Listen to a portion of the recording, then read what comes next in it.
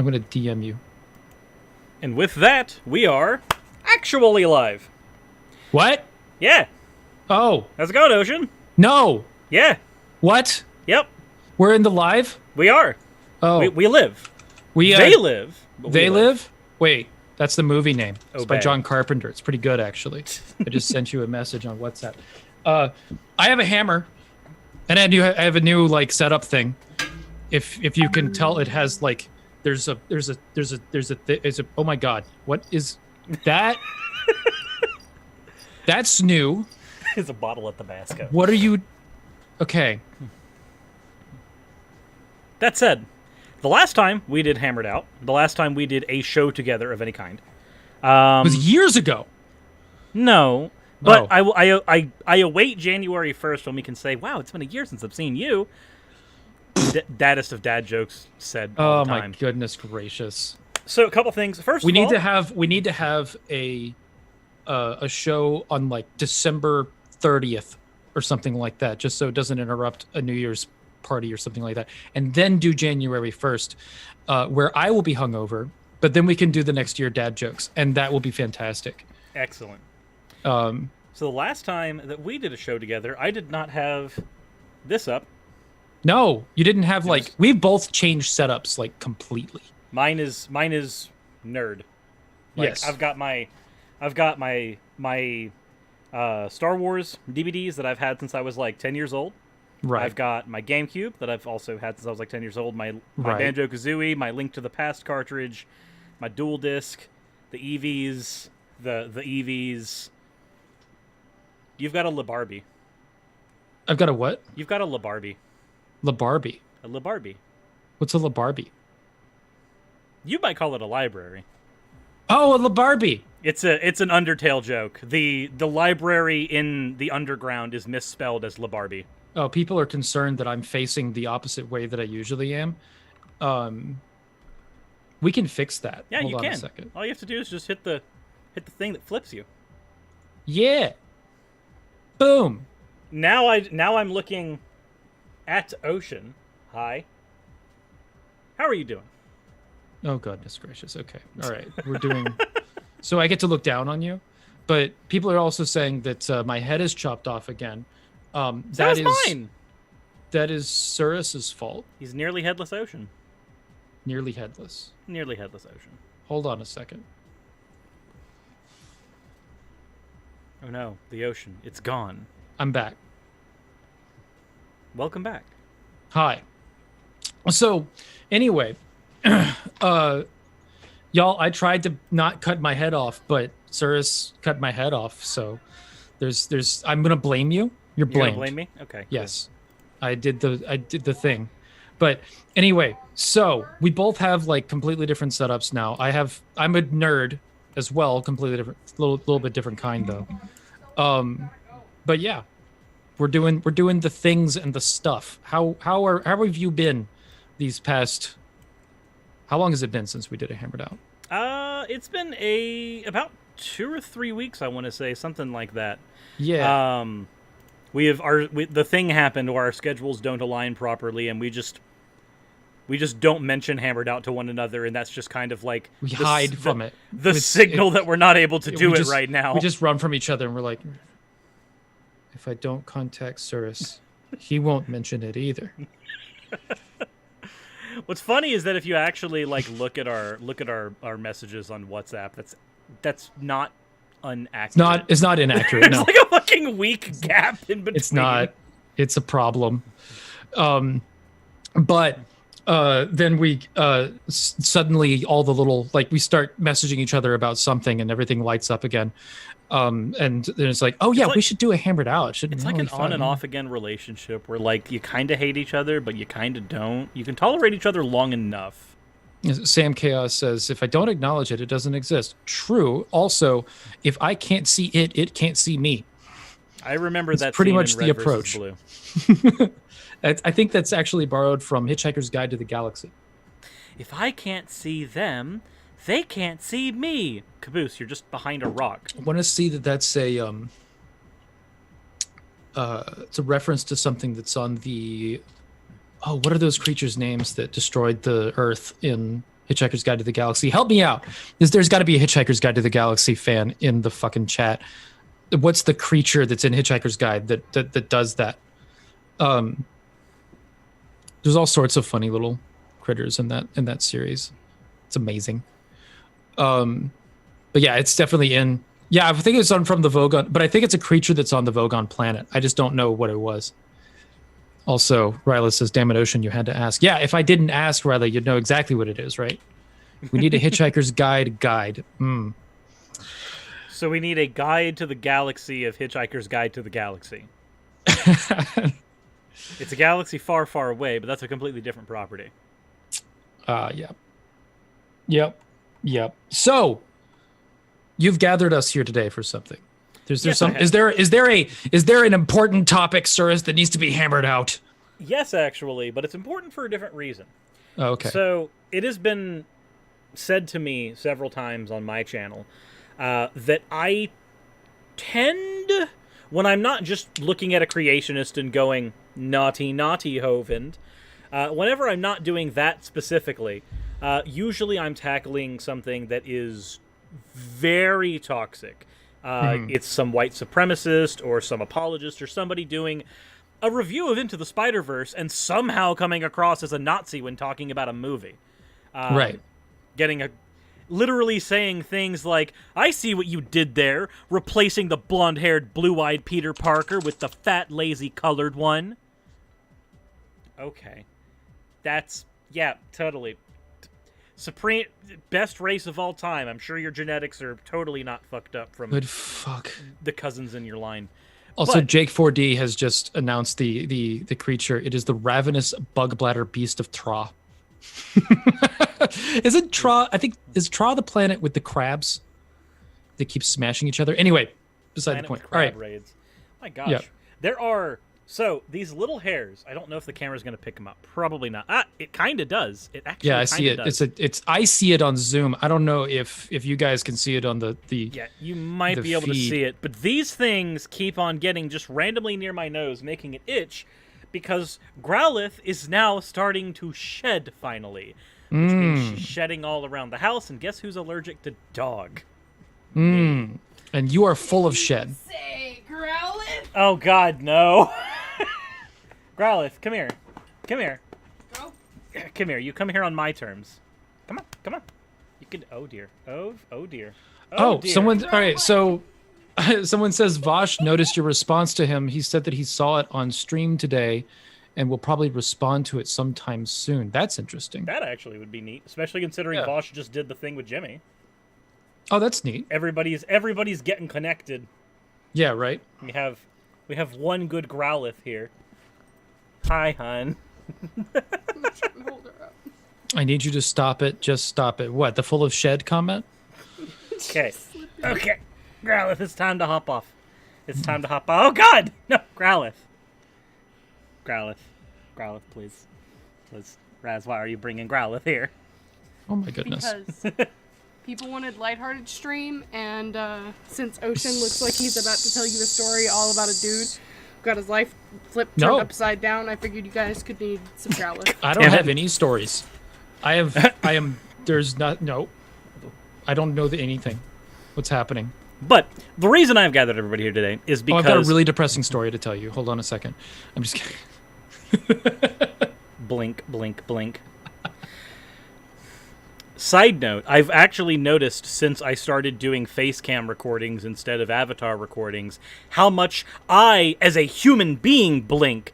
So whenever somebody made comments before about, wow, the avatar sure does blink a lot, I had no fucking clue that I was actually imitating real life with how much that happened. You blink a lot.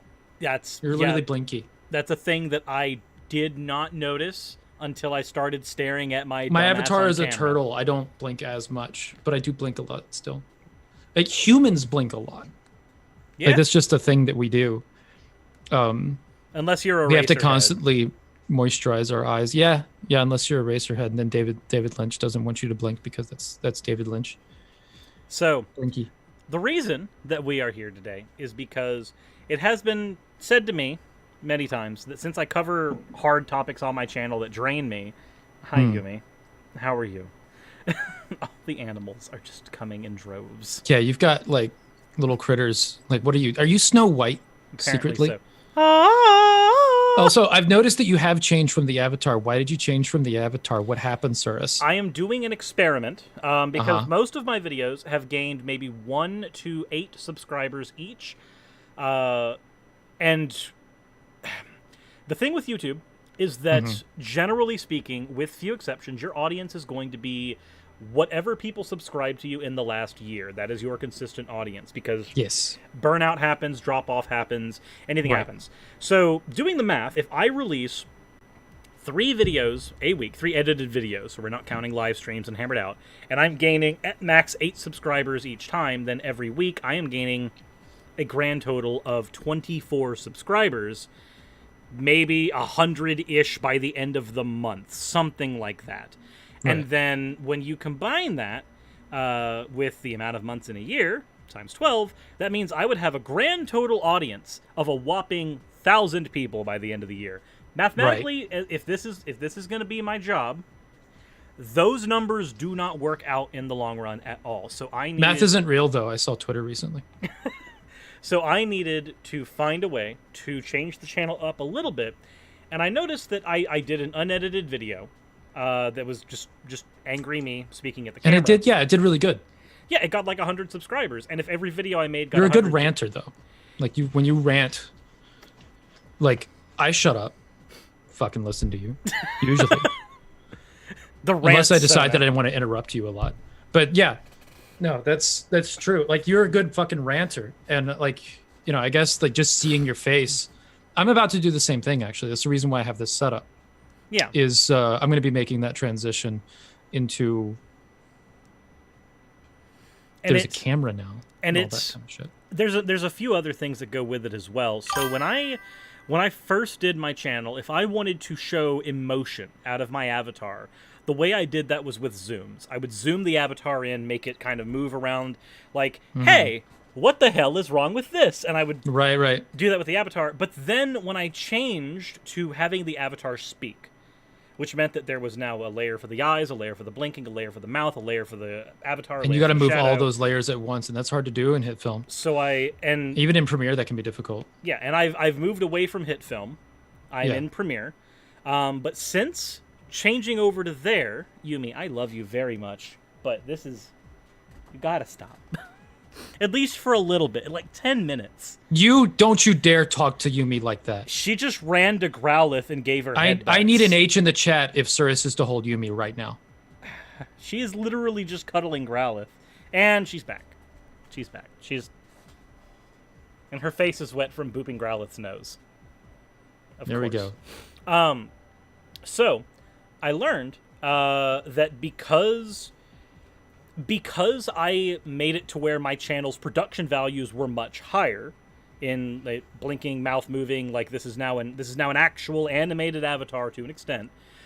By increasing those production values, I also distanced myself, the person, from the actual channel. So like the Cirrus avatar, like look at the videos from the first year on my channel. While that avatar cannot blink, cannot speak, cannot do anything, that avatar had more life in it because I was animating it. Exactly. I produce more episodes now than I did back then. I cannot animate unless I were to get an editor, but I don't have the money for an editor. I do not have the time to edit that for 3 videos a week, and sometimes I'm producing more than that just because there's 3 videos released a week. Sometimes I'm trying to produce 4 because there are some weeks where I'm sick and I'm just not able to make one. Right.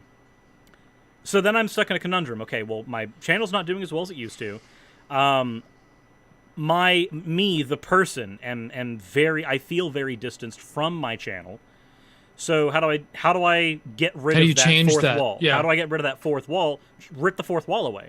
Just because the fourth wall, especially with the kind of content that you and I both make, the fourth wall needs to be taken down to an extent. You like the narrative of the videos that we make is talking through the fourth wall to the audience directly, and because that's what's important. That's like how with the kind of commentary that both of us are producing. That's the point, The idea is speaking to you, the viewer, and right. it's way easier to do that when this isn't here. So there's a few things there's a few things that are changing on the channel as a result of that. One of them is that I'm keeping the avatar for video responses. So when I'm responding to a video, when the video is being watched, it is the avatar watching the video still. That aesthetic is staying there. But when I'm responding to it, when I'm actively speaking, the camera's flipping to me, the person.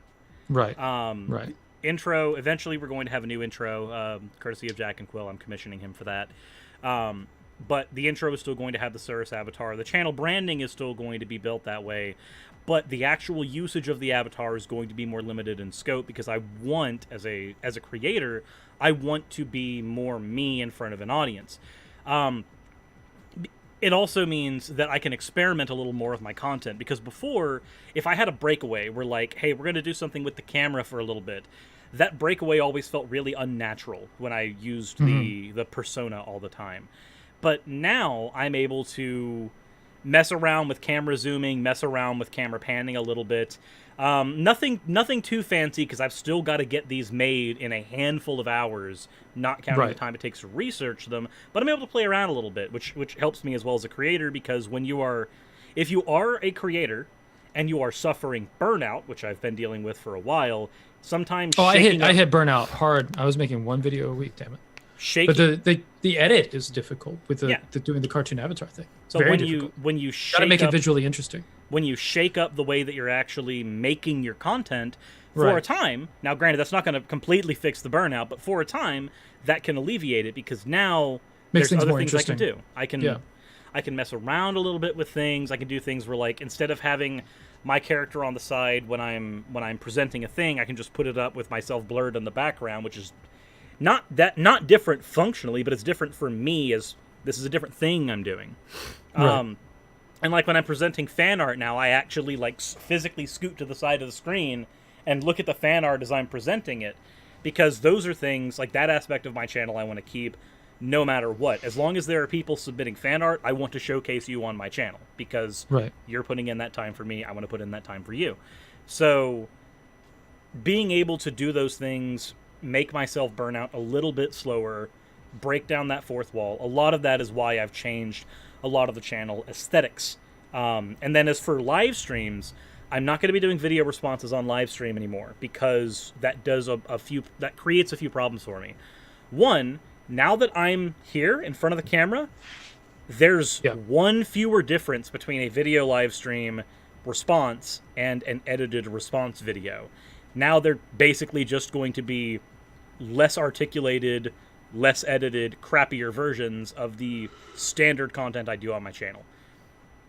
So my other live streams, I'm going to be trying to do stuff like gaming streams and things like that. One, to let you guys see what I do over on Twitch.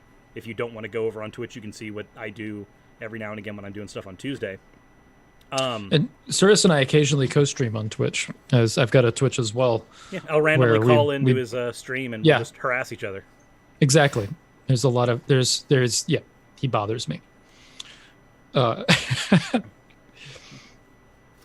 So as a result, I want to be able to be more personal. So instead of trying to recreate the content I already do in live stream format, do something completely different with the live streams. Aside from Hammered Out, which is the show me and Ocean do together, and if there are any changes to the structure of this show, we handle that. Past that, Tuesdays are going to be sitting down and having a chat, doing Discord call-in streams, doing video game streams, sometimes doing all of them wrapped up into a single thing. And I've also been working on my longevity for streaming. My last few streams on Twitch have been 10-hour streams. Like, Jesus from front to back. Fuck. My dude, that's a long stream. It is, but because I did a trial by fire when we did the Black Lives Matter fundraiser stream, right? That was a 8-hour per person rotation. When I did that, that made my longevity for streams infinitely just a lot better. Stronger. Yeah, like I can now. Granted, I do need to work on engaging with the audience more. I need to be able to do that better.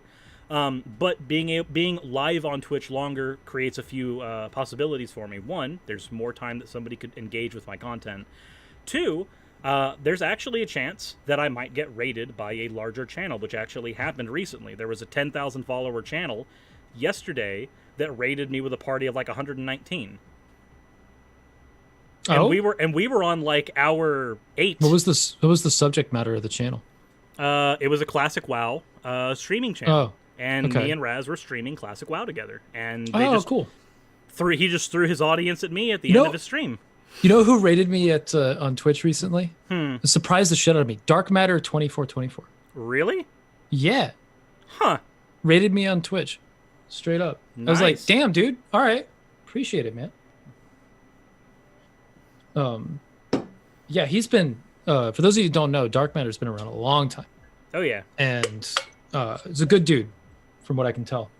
But he makes a lot of like religion critical cartoons that make some good points. Like his main focus is dealing with Christianity and Abrahamic faith in general. And his stuff is solid. Stuff's really solid. It is narrow in its focus, which sometimes creates issues. But it is That's fine. Like but it's he makes fine the because of direct how he does point. it. Yeah, no, he is talking directly about a specific kind of Christian religion, and I don't think that he makes any ifs, ands, or buts about it. Like he's just like, this is a problem. This is it. It's like I'm This is talking the thing that about he's criticizing. I'm talking about creationism. I'm talking about fundamentalists. I'm talking about like is he Oh, talking 2525. Sorry, 2525. guys. It's Dark Matter 2525. It's also is he Not 2424. technically talking about the lowest? This is what common happens when I denominator? speak off of the cuff. I fuck it up. But yeah, it's Dark Matter 2525. So that's really cool that you got rated by him. Like Yeah. I'm honestly jealous as somebody who has consumed a lot of his content and would love to do a show with him at some point. I'm jealous. Yeah. I really am. I was jealous of me because I was like, how did that happen? I don't even know this. He said that us bald-headed bearded guys got to stick together. I was like, Fair enough. But since we are talking about Twitch, that does segue us into the actual topic at hand, the lighthearted topic, which is Ocean. If there are 3 games, obviously there are more than this, but if there are 3 games, and we will both answer this, that you think have influenced you going forward in your life the most, what would they be? These are not your 3 favorite games or the games that you think are the best of all time. These are like 3. These are the things like that like highest influence, right? Go yeah, ahead. like which games influenced you in your childhood and still influence you in your adult now? Like which things were critical in like the formation of you as a person? So, do you want to just list all 3 of them now, or do you want to just like start I'd say going through how them about one you by go one? with you do one and then I'll Okay. do one and we'll bounce back and forth. So I'd say that the first one that probably I've got 3 in my mind, but one that really influenced me a lot was Final Fantasy IX, and that's one that I think there's a huge fight on which Final Fantasy is the best, and a lot of people say it's 7. There are some people out there that say 8. Some people say 9. Some people say 10. It's usually one of those 4. Well, I'm going to be honest with you. The correct answer is 4, but we can Right. So digress. you get some people that go into the back. Some people say 6. know, there's six is good. You do get to suplex a train. I have not played through 6. I've played through, really the big ones that I've played all the way through. And I'm a fake gamer, y'all. Is that I played through to the finish is 9 and 10. But I did not get. I wound up getting a lot of the other ones on Steam recently, and I'm playing through Chrono Trigger now. That I played as a kid, but I only played part of it. My ADD was bad for my game playing, especially with RPGs. I would start them, and I started a lot of the Final Fantasy games, but like I started 7 and I started 8, but I get to like little points where I was stuck in them, and then I wouldn't come back to them. That's what happened. And to that me almost with- happened with 9. I got stuck in Gargan Rue. I remember. It was fucking irritating. But Is that when Baphomet comes down and nukes the city, or is that no. Gargan Rue, there's this like underground fucking thing. It's like a subway essentially. Or is this like where you get to the little girl secret village? It starts from the secret village at I think it's the Lost Continent, and then you have to come down. Not the Lost Continent. It's been Lost Continent's the snowy one. Forgotten Continent's the one to the west, and there's the continent in the north, one where Eco's at. Because it's been years since I've played, so I'm trying to piece together a fragmented memory of Final Fantasy IX. Now that I'm trying to fragment it together too. It influenced me a lot as a kid, but I haven't played it recently. I should do a stream for Final Fantasy IX. But Gargan Rue either takes you to the Forgotten Continent or the one in the north, and it's these like little bugs that carry a little basket, and you go across them, and there's this snake thing chasing you. And Gargan Rue sucks. It's there was a point where I couldn't figure out where the fuck to go, and it was because I didn't go off the screen on the right side of one of the spots. So I was like going through everything together. I leveled up like 10 levels trying to find my way out, like accidental grinding, and I spent a significant portion of my time in there, and then finally when I finally figured it out, I was like, it's that frustrating moment. Oops. Where you realize that frustrating moment happened to me, but it took years. So in Final Fantasy VIII, I quit 8 because I was on the 4th disc. And fourth disc? I wouldn't quit on the 4th disc. That's impossible. Not allowed. There's a reason. Uh-oh. So, I, as a kid, did not understand how the level up system in Final Fantasy VIII worked. So I still don't. I have no idea how that thing works. The game scales with you. Every level you get, the enemies get a level as well. All that matters is your junctioning. Junctioning is the only thing that actually progresses you. When you level up, you gain access to more skills. But you as a character are never any stronger or weaker than the enemies around you. When you junction, that is how you actually level up. So me as a child... I never understood junctioning at all. Me as a child... And I hated the magic system of like having to suck magic spells out of ads, basically. Yeah. Like, I didn't like the system. I thought the system was frustrating. So me as a child on the 4th disc... The way that I had played RPGs to that point was if you hit a hurdle, you grind. Okay, I've hit a hurdle, I obviously can't beat the boss, but if I grind, of course, I'll be strong enough to do it. But then you grind, and then the game grinds. Well, it's worse. If in the beginning of the 4th disc, you have a battle with Sorceress Ultimecia, where she has Rinoa trapped in her body. So if you do AoE attacks, which Guardian Forces, the main way you do damage in that game, are all AoE attacks, it hurts Rinoa as well, killing her. If you heal, it heals Sorceress Ultimecia as well. Here's the problem. Me as a child, going, this fight is frustrating, but if I can get it strong enough to kill Ultimecia, I can save Rinoa. Well, dumb kid me, when you begin the 4th disc, you only have access to the immediate area where your ship has crashed. No. All of the enemies grant 1 experience point, and you cannot escape it. So I was like, well, shit, I've got to play through the entire game to get up to this point, but I've got to make sure that I grind enough to get to this point so that I do not fail. Well, I had been borrowing Final Fantasy VIII from a friend. So eventually he asked for it back because I was playing through the game twice, not realizing that me grinding on mobs was never going to make it was making a difference. It was making it worse. Making the situation more terrible for you. So you pretty much have to rush that game. No, you don't have to rush it. The thing is that if you are properly leveling up your junctioning in Final Fantasy VIII, which I don't know how to do, then it doesn't matter because you have to take so you have Squall, you have your weapon. If you junction the correct Guardian Force to your weapon and junction the correct magic to your weapon, then you're going to get the skills and the power you need to actually progress forward. Make sure you junction the correct amount of magic that you draw out.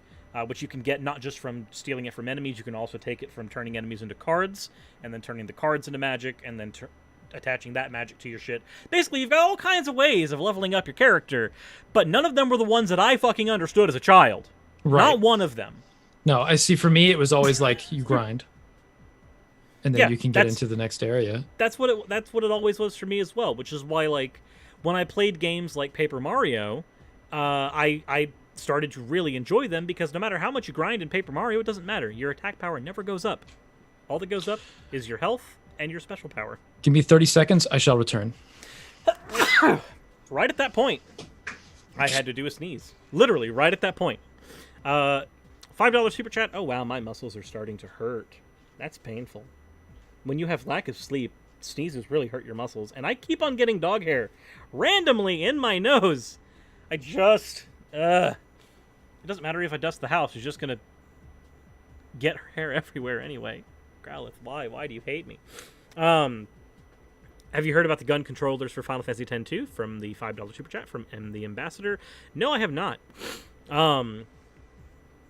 Drink water? I mean, I can drink. It's not going to be water, but...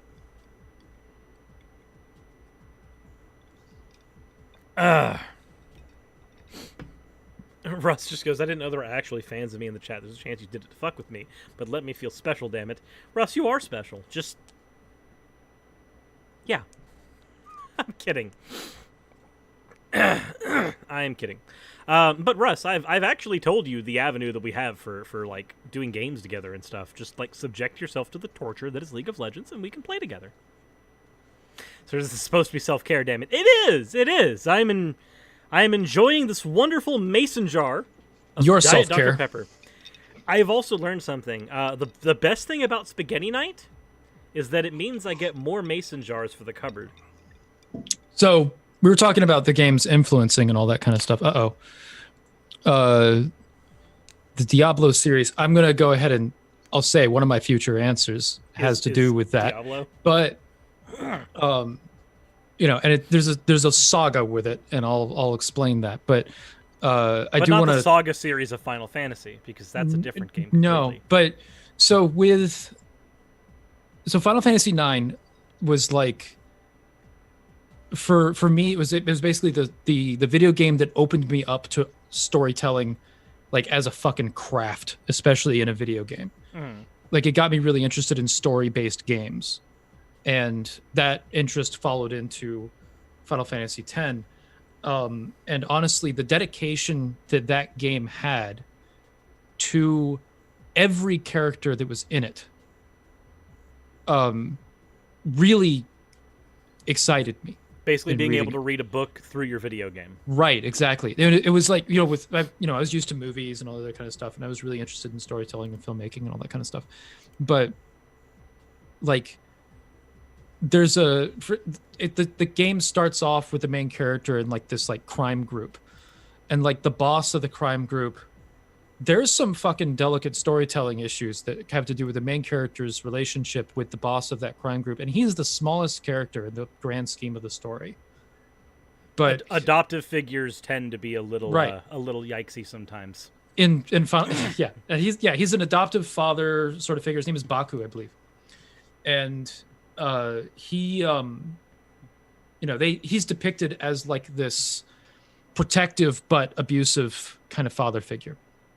Well, yeah, And it was really Zidane is basically being like fathered by a mafioso. right.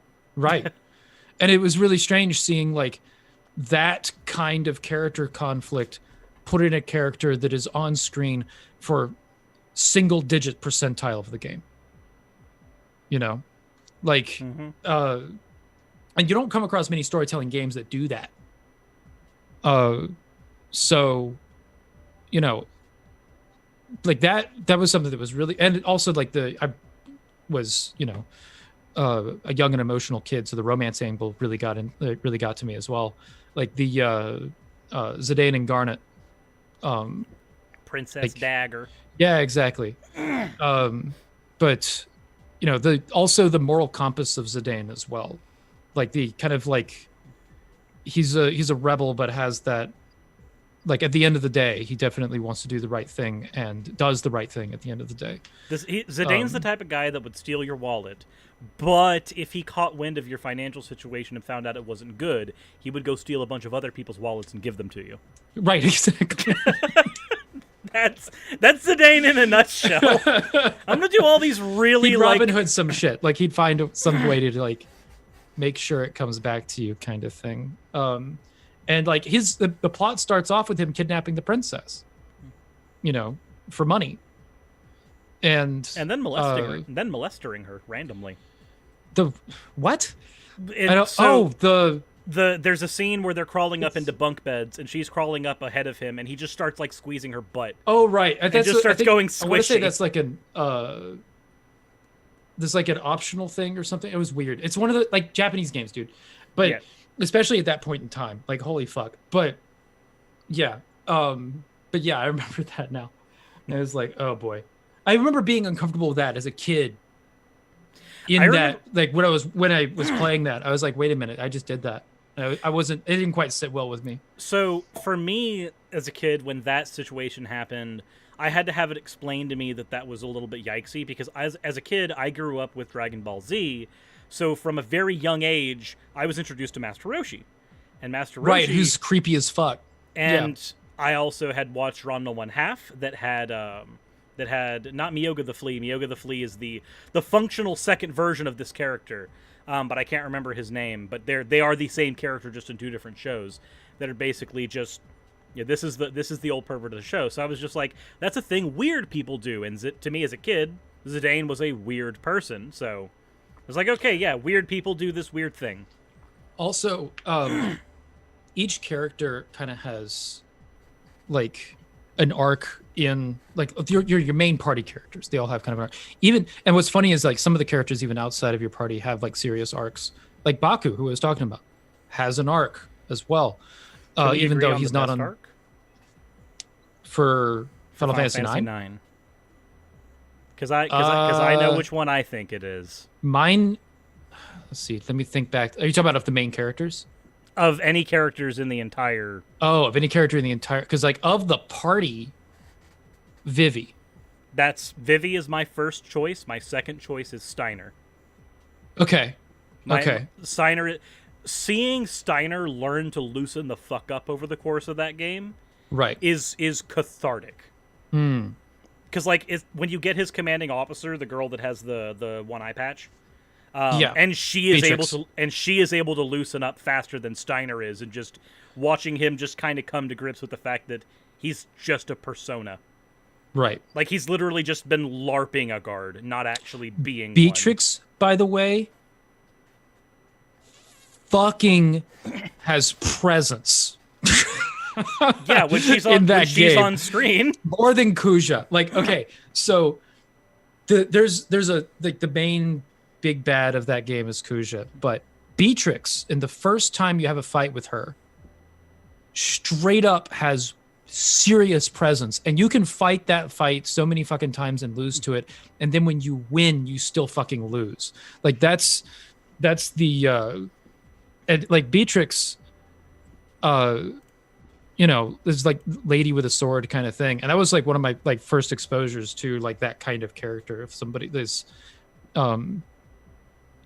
who's legit, not just she's strong because she's a lady and kicks ass, but is a lady that kicks ass that has presence, and because whenever you saw her on the screen, you were like, "Oh fuck, no! I want to avoid the shit out of that person." It's like I don't want to deal with this person right now. Do not want no. But again, I like because you're afraid of her. But even with that, with you being afraid of her, it starts to put into perspective for me why Steiner tries to have presence. Why? Because like the first time that you're stranded with Steiner, out at camp, he's sitting there trying to like police you, even though technically you're in he's in your custody, not the other way around. He's trying to exert authority in a way that Beatrix is able to do without even trying. Yeah. Because she has like infinitely more charisma than he does. And it's so fucking cool to watch. Like, because you see the dynamic between Beatrix and the Queen and Steiner and the Queen, and it's entirely different.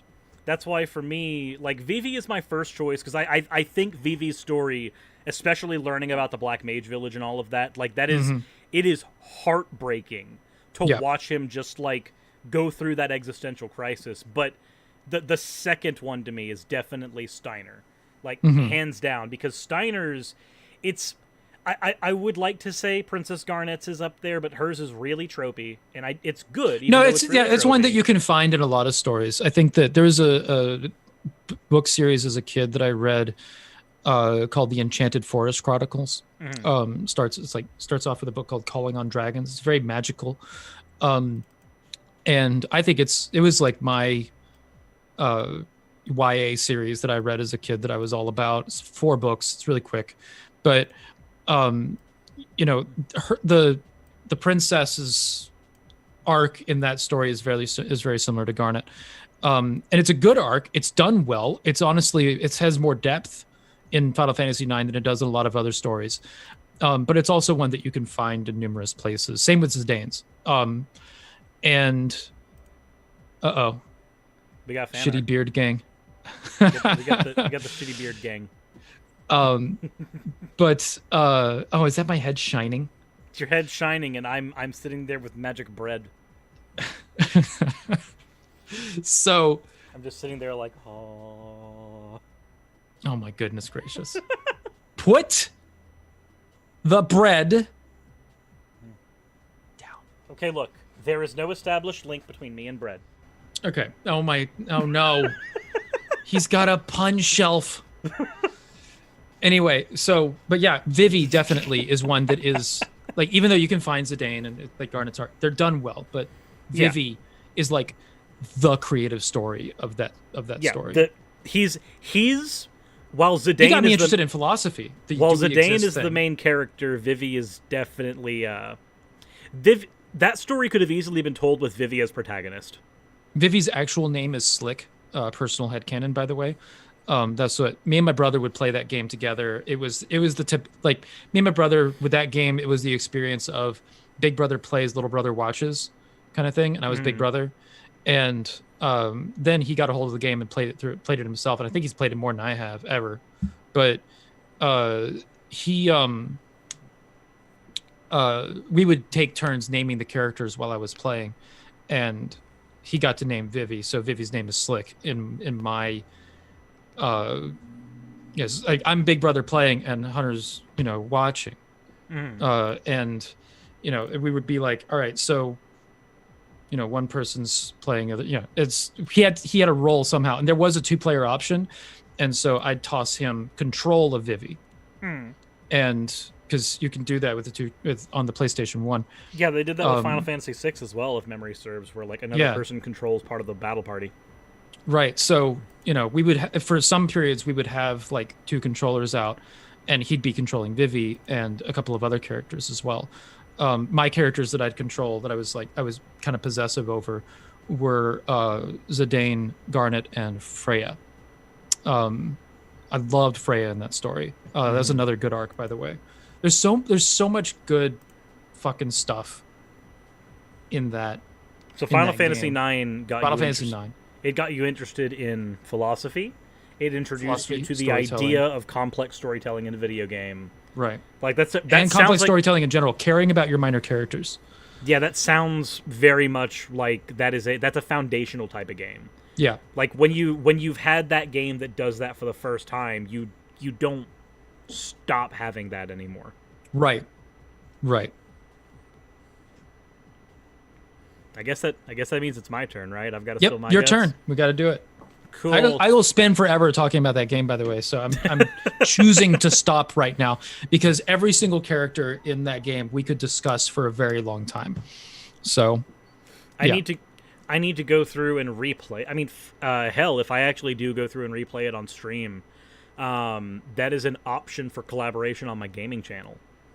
Final Fantasy IX? We could discuss the different characters and their roles in the story. Oh, yeah. No, I think that having a pretty cool collab idea would be us playing a game together and then discussing narrative structure and all that kind of stuff together or something like that. Would be cool. I'd be into that.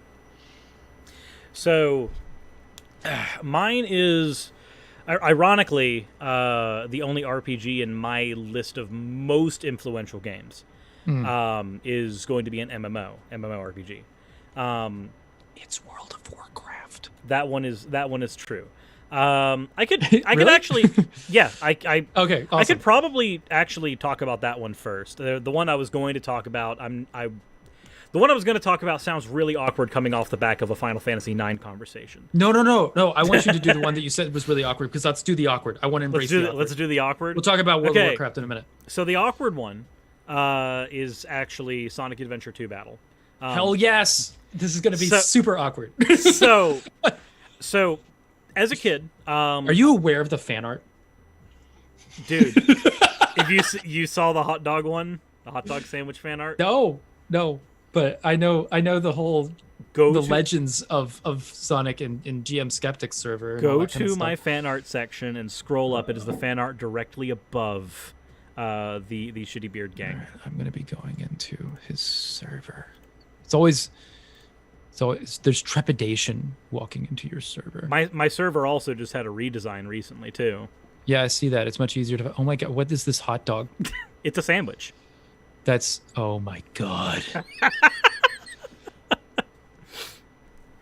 That's what it is. Oh no. So, Sonic Adventure 2, it's not the first Sonic game I ever owned. The first Sonic game I ever owned was Sonic Advance. Not the first one I played. The first one I played was Sonic 2 on the Genesis.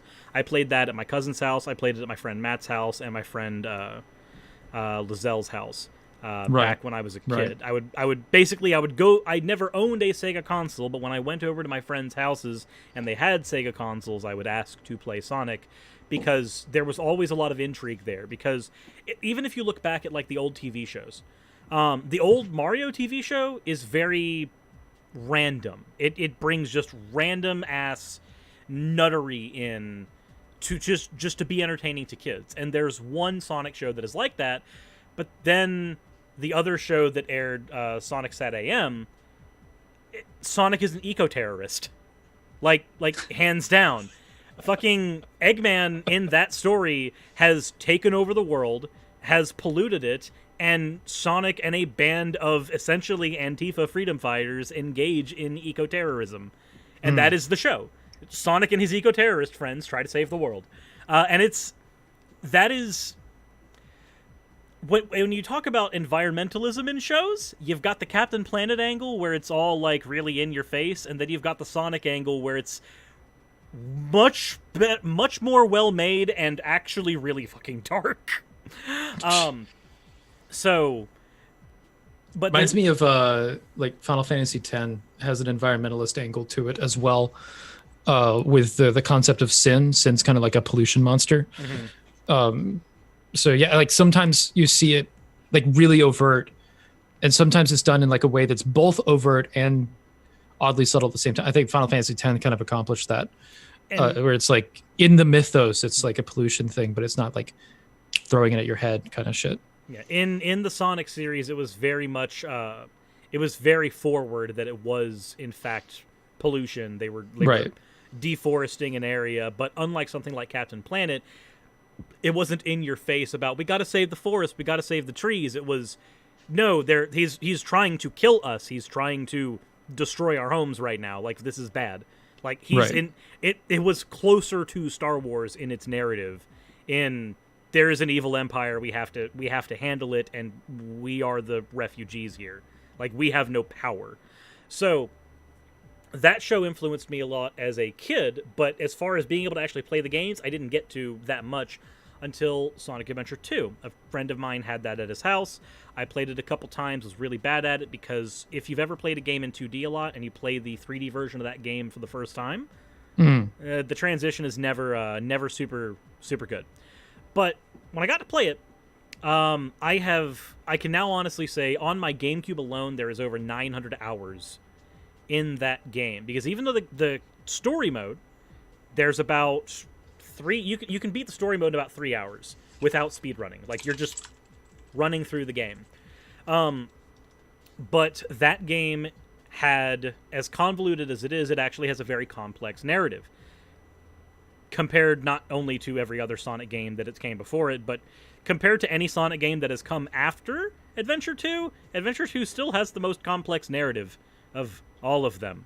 Like, the development story behind why that is the case is because the original Sonic Adventure was meant to be an RPG. And then they decided that the first Sonic game they bring into 3D should not be an RPG. But they kept the idea of the complex story. And then when Sonic Adventure 2 came out, they had the groundwork for how to make a complex story in a Sonic game, and then said, okay, well, we're just going to run with it, but make it good. Right. So that was one of the first times that I got to play a game that had... It was the first game I owned for the GameCube. So it was one of the first times that I got to play a game that actually had dynamic cutscenes. So a lot like the Final Fantasy IX thing, even though it's not a complex, very well narratively driven story, the same way Final Fantasy is, I'm never going to compare a Sonic story to a Final Fantasy. No, when you get complex storylines can show up in any form of narrative. I think that I've seen surprisingly complex stories in places where you wouldn't like typically expect them to be. You know what I mean? But yeah, go ahead. So, but that Sonic Adventure 2 was one of the first times that I got to see a video game translate what I wanted to see from the series in story. Because so with if you compare Sonic to something like Mario, the original Mario games, there's a hint that maybe there's something more going on. And then when you get into the 3D games where they have a chance to explore that something more, they don't. The 3D Mario games, for the most part, don't venture very far off the beaten path from what the 2D games offer. When Sonic went into 3D, the subtle hints of narrative from the original games suddenly actually had a chance to be expounded on into a full-blown story. Right. Sonic Adventure 2 also introduced me to something that most other games had not, and that was a game that made me want to keep coming back to it. So, like, when I beat a game as a kid, the few times I got to beat a game as a kid, I was never good at video games growing up, so me being able to beat a game was a fucking accomplishment. Yeah, no, honestly, same. I've never been a great gamer or anything like that, you know. But before then, when I beat a game, that was it. I had beat it. I was done. I would go move on to something else, with the exception of something like Pokemon that was built for you to like go through it a different way. Like, hey, go through. I didn't think of Pokemon. Why did I think of Pokemon? You just go through it with a different team. Spoiler alert: Pokemon is going to factor into my list. All right, I'll let you do it, and then we'll both talk about it because it should be on my list, but I didn't put it there, and I'm an idiot for not putting it there. Holy shit! So, but I do have some honorable mentions that we'll toss out there as well. But yeah, no, Pokemon. So not only did Sonic Adventure 2 introduce me to my first time seeing a complex dynamic story told with cutscenes, so basically essentially like watching a movie, but you're getting rewarded with movie for playing video game. Little did I know eventually I would discover Metal Gear Solid, and that concept would get taken to the extreme.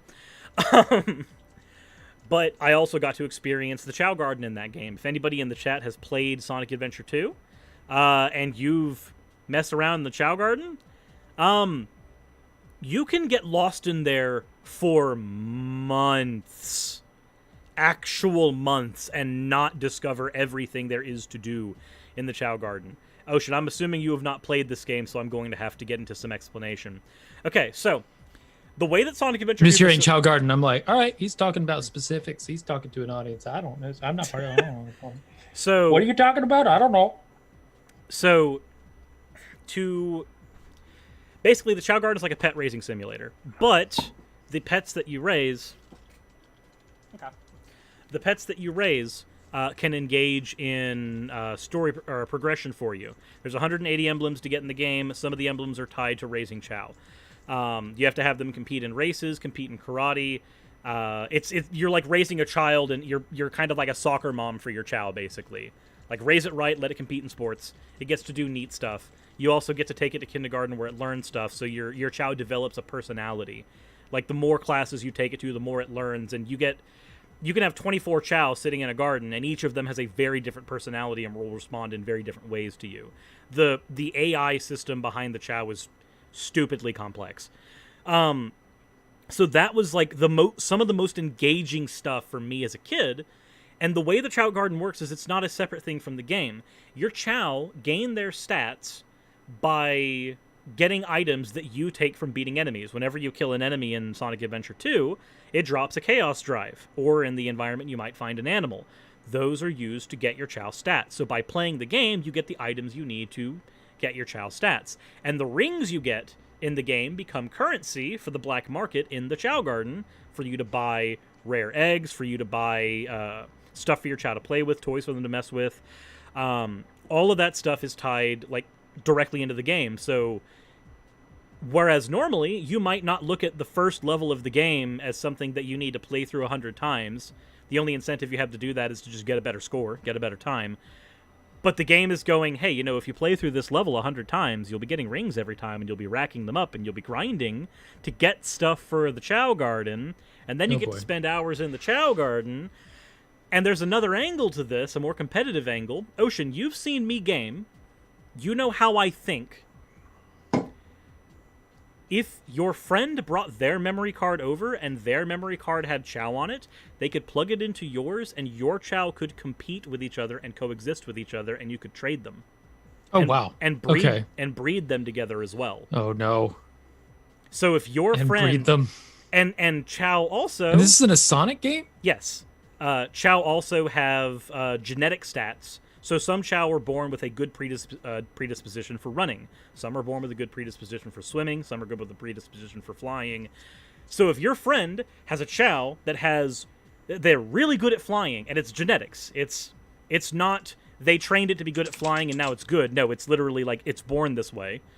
If they have a Chow that's really good at flying and you have a Chow that's really good at running, and you're having a hard time getting a Chow that's good at both, you go to your friend and you go, hey...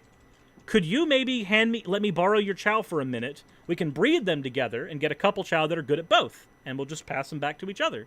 Because you can breed them multiple times. I'm looking at what a Chow is, and I'm like... They're adorable. They're cute as fuck, but I'm just like, what in the world is this? Which Sonic game has the... Sonic Adventure 1 and Sonic Adventure 2. Both of them have the Chow. The garden is more... It's not lost on me that the plural of Chow is chaos. And actually, the items that you get... So, in the story of the Sonic games, the final boss of the first Sonic Adventure is Chaos, a Chow that was mutated and became essentially a god. Oh, fuck. Actually, I have I'm not going to go into the story of Chaos right now because I've done a video on that. On my gaming channel with Nick from The Game Apologist. If you guys have not seen The Game Apologist, I'd highly recommend go checking out his stuff. He's just about to hit 50,000 subscribers over on his channel, and he makes some really stellar content. He may have also taken some of my design choices in my channel and taken them as his own, and I told him that he did, and he was like, oh shit, I hadn't even realized that, and I was like, I see what you're doing there. But anyway... I'm going to link that video to you after this. I put a lot of editing time into that video, but it goes into the story of Chaos and why his story matters. But Chaos is a defender of Chow in the original Sonic Adventure. Those Chow are subject to a genocide by the Echidna population that are basically warmongers at the time. And that Chaos goes crazy, kills them all, commits counter-genocide, and then... becomes the final boss of the first Sonic Adventure. Counter-genocide. Yeah, literally. He wipes out their race. The only Echidna left is Knuckles. Chaos wiped out their race because they tried to wipe out the Chow. Sonic game. It's for kids, everybody! It involves counter-genocide. A good family-friendly subject matter. It really does. So, with Sonic Adventure 2, when you get to play with the Chow, that Chow Garden was the first time that I got to raise a pet. It was the first time that the game itself was the first time I got introduced to complex narrative and storytelling. The game itself also gave me what the Sonic TV shows were hinting that the games could be. It gave me that complex narrative. It gave me... It had character death in it. I hadn't experienced that before. The end of Sonic Adventure 2, Shadow dies. He fucking... Sonic and Shadow go super, fight in space, not themselves, but they fight the final boss, but because it's Shadow's first time going into a super form, and Sonic's been doing it since Sonic 2, Shadow doesn't know how to control his energy, and ends up getting himself killed. He dies, and the game ends... Not only does Shadow die... Chad is saying, so genocide and eugenics. It's a Sonic game. This is a game that influenced you heavily, sir. So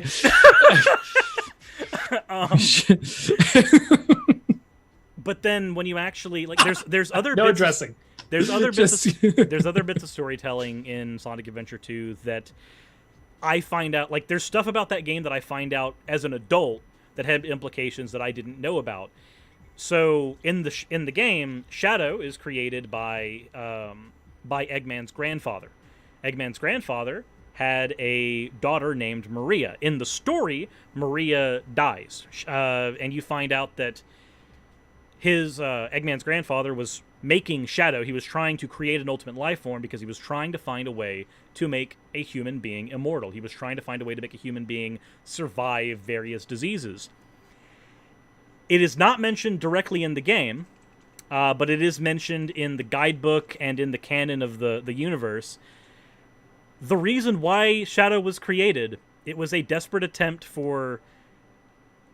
Let me be specific here. This happens 50 years ago. So 50 years from 2000, this is the 1950s. What epidemic was America going through during the 50s, Ocean?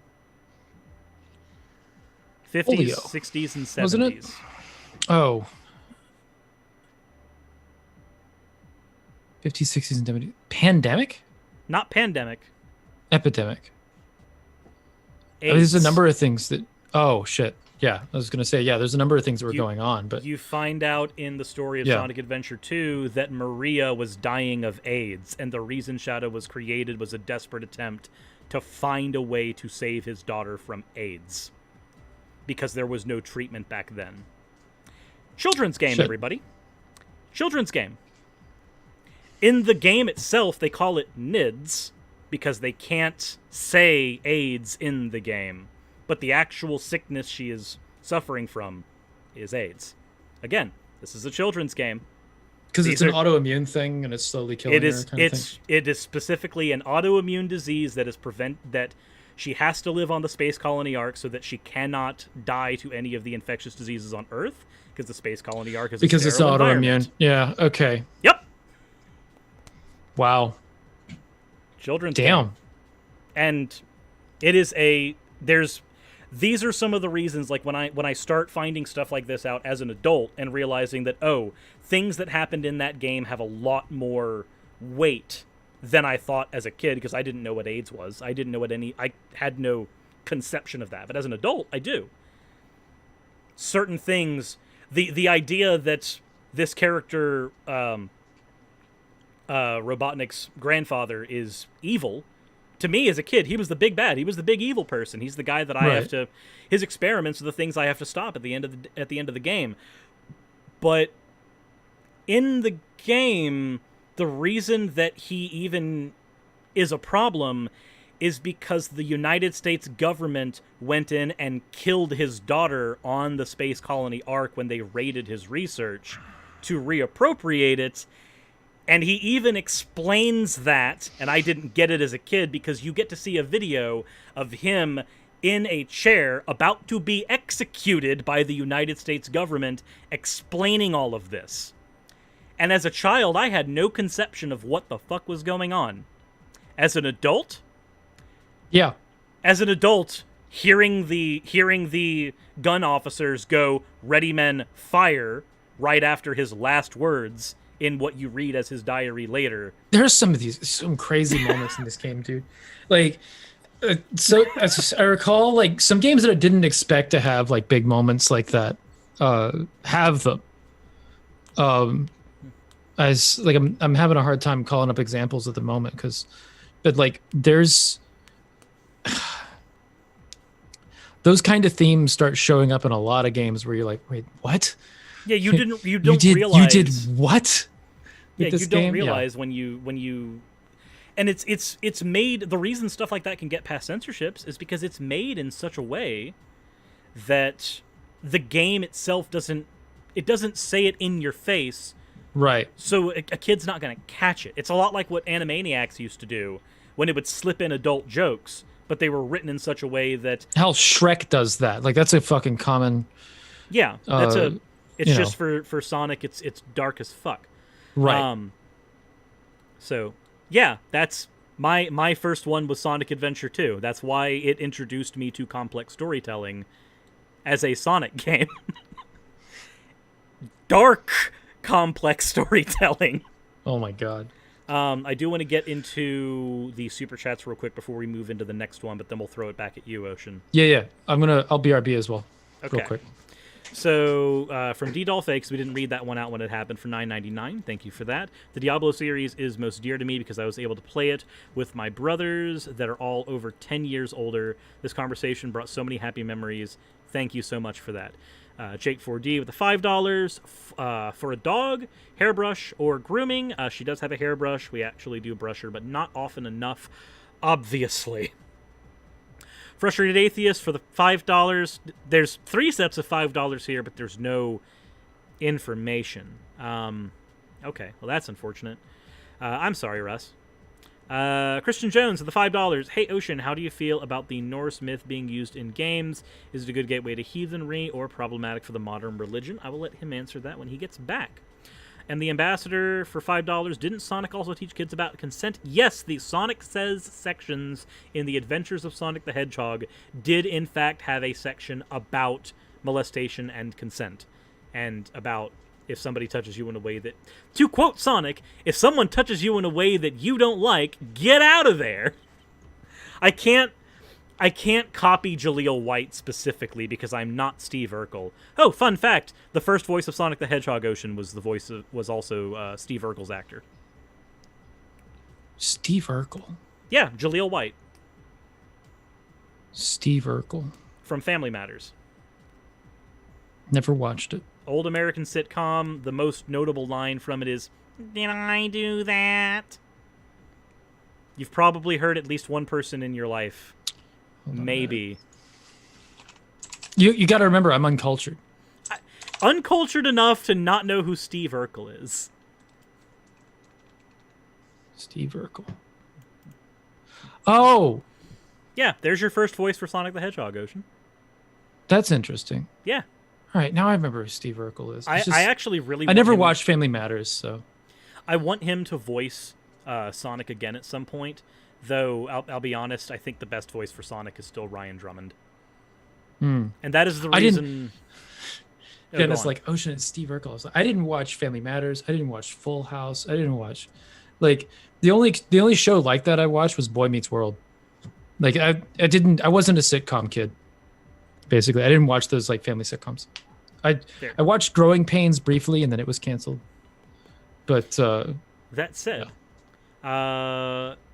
Jake 4D with the $2 has, we were talking about Animaniacs, and one of the things they slipped in was Hello Nurse, for everybody who discovered they had a fetish for that. Oh, no.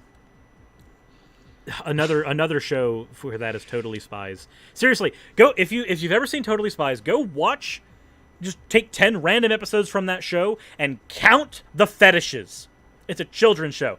Count the fetishes in that show. In Animaniacs? No, well, yes, in Animaniacs, but also in Totally Spies. In Animaniacs, count the adult. There's another one that I don't know.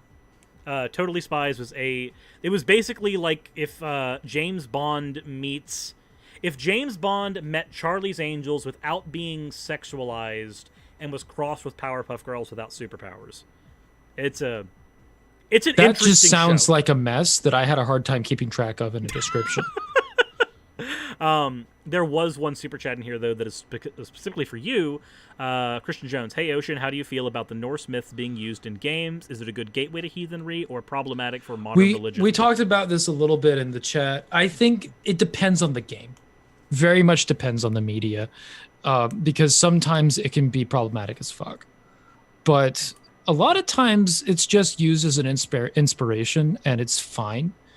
I don't have an opinion on like the new God of War game, for example. I haven't played it, but a lot of people want me to play that on the stream. I might just break down and do it. I have it on my PlayStation. What's up? You should break down and play Sonic Adventure 2. No, get out of my house. Okay, so, but yeah, it depends. It depends very much on the game, because sometimes I think that video games, and I have this opinion about the Vikings TV series. These things are a great source of wrong information that people think is well researched. And I actually kind of remember that specifically being brought up at the bloat. Yeah. With respect to the TV series, absolutely, because the depiction of different characters, like for example, Ragnar wasn't a farmer. Ivor the Boneless is they're using the British depiction of him as a madman rather than the Denmark depiction of him as like a chess player type of genius. He's like a strategist person, but then it's you have to reconcile those two, and I kind of get it. And there's points where it looks like the TV series is doing that, but I'll get on this rant if you let me get on this rant. But there are some games I think that do it really well, and I think that one of the games that does it really well, despite using the Norse pantheon as like a horror kind of thing, is Hellblade. Hellblade uses Norse mythos in a way that isn't accurate necessarily, but utilizes it in a way that for the narrative is awesome. And Hellblade is one of my favorite games, even though there's definitely some mythology issues with it. You just froze. I think we just lost Ocean, everybody. My hands were tied. I didn't do it. I've been cuddling a cat. Yeah, no, Ocean just died. That's weird. Can we get F's in the chat for Ocean? We need F's in the chat for Ocean. Just rip Ocean. But like, don't actually rip him, because like, kind of need him. If he gets ripped at least a few times, he'll die. But F's are fine. F's in the chat. F's to pay respect. Yumi, do you pay respect to Ocean? Are you gonna do that, or are you just gonna stare? You're just gonna stare. There's the WhatsApp notification. It tells me that Ocean knows it broke. Let's see if I can't fix that real quick. Hold on. Whoop. Everything is broken. Go over here. I am now cut in half. Come on, WhatsApp, please. Please work. Ocean is restarting. Okay, so you have broken in half Cirrus for a second. We'll have him back here. We'll have him back here in a second. It'll work. Aha! There we are. Now give it a second. Oh god, that's starting to hurt. So, I'm glad you're back. I have to let you know that Yumi is actually hurting me quite a bit now. Have you ever had a cat lick the same spot over and over again non-stop? The sandpaper pain is immense. Now my webcam isn't starting up. The gods are punishing me. You're being punished. Everybody in the chat. Yeah, no, just H's in the chat if you've ever had a layer of skin stripped off by the sandpaper flesh of a cat's tongue. This is really weird. I've never had. And a G in the chat if you've never truly experienced love, I guess. Can you honestly say you've truly experienced love if you have not had a cat love you so much they've accidentally hurt you? She's a good girl. I like her. Oh, it looks like your webcam might be turning on soon. I get the fact that it turned off. That worked. No, it's straight up. Is your webcam in use by anything else at the moment? No. I just restarted my computer. I'm glad you have a solid state drive. Yeah, that's why I was able to restart so fast. I just unplugged and plugged it back in. There's more fan art. Oh no. Yeah, now it works. There we are. But anyway, Norse shit in video games. Hellblade, fantastic usage, but has some mythology issues, but that's irrelevant to really like how the story is portrayed. I think that Hellblade is an amazing video game. Just be careful getting into it. It deals heavily with issues of mental illness. For those of you that are interested in that game. But yeah. Speaking of games, I believe it is your turn, Ocean. Well, to be honest with you, I would say that as an adult, one of the games that has influenced me the most is Hellblade, but that wasn't one of the ones that I was thinking of. But I can drop that out there for you guys, just because, like, you know, I know a couple of people that were involved in the making of that game, and the story of it was like huge, and the research that went into that game is incredible. Despite the criticisms that I just levied about it, it's the criticisms that I gave don't matter to the game itself. It's a fantastic video game. It's also been noted that you're facing the wrong way again because you're a dirty shit, heathen. we got to fix that. Yeah, you do. Hold You on do, a Ocean. second. You got a responsibility to the chat to There we go. orient yourself correctly, which probably means you're just Is gonna chat be, like, criticizing kinda- my orientation? Yes, actually, Okay. they're saying that your So- previous orientation was not valid. This one, however, Wow, chat, Jesus. chat. Oh my god. Chat. There's gonna be hashtag Ocean is valid soon. I know. Yeah, thank you. it's I gonna am happen. valid, Cirrus, and chat. Yes, so valid you haven't seen Family Matters. It's like a rite. It's like a rite That's of worth passage. being criticized. Yeah. You have a I don't know, rite of for me, it was passage. Boy Meets World. I'm sorry. That's what I watched. I was like, There we go. We got the first. The first Ocean is valid. thank you, Zanju. Okay. But anyway, game for me.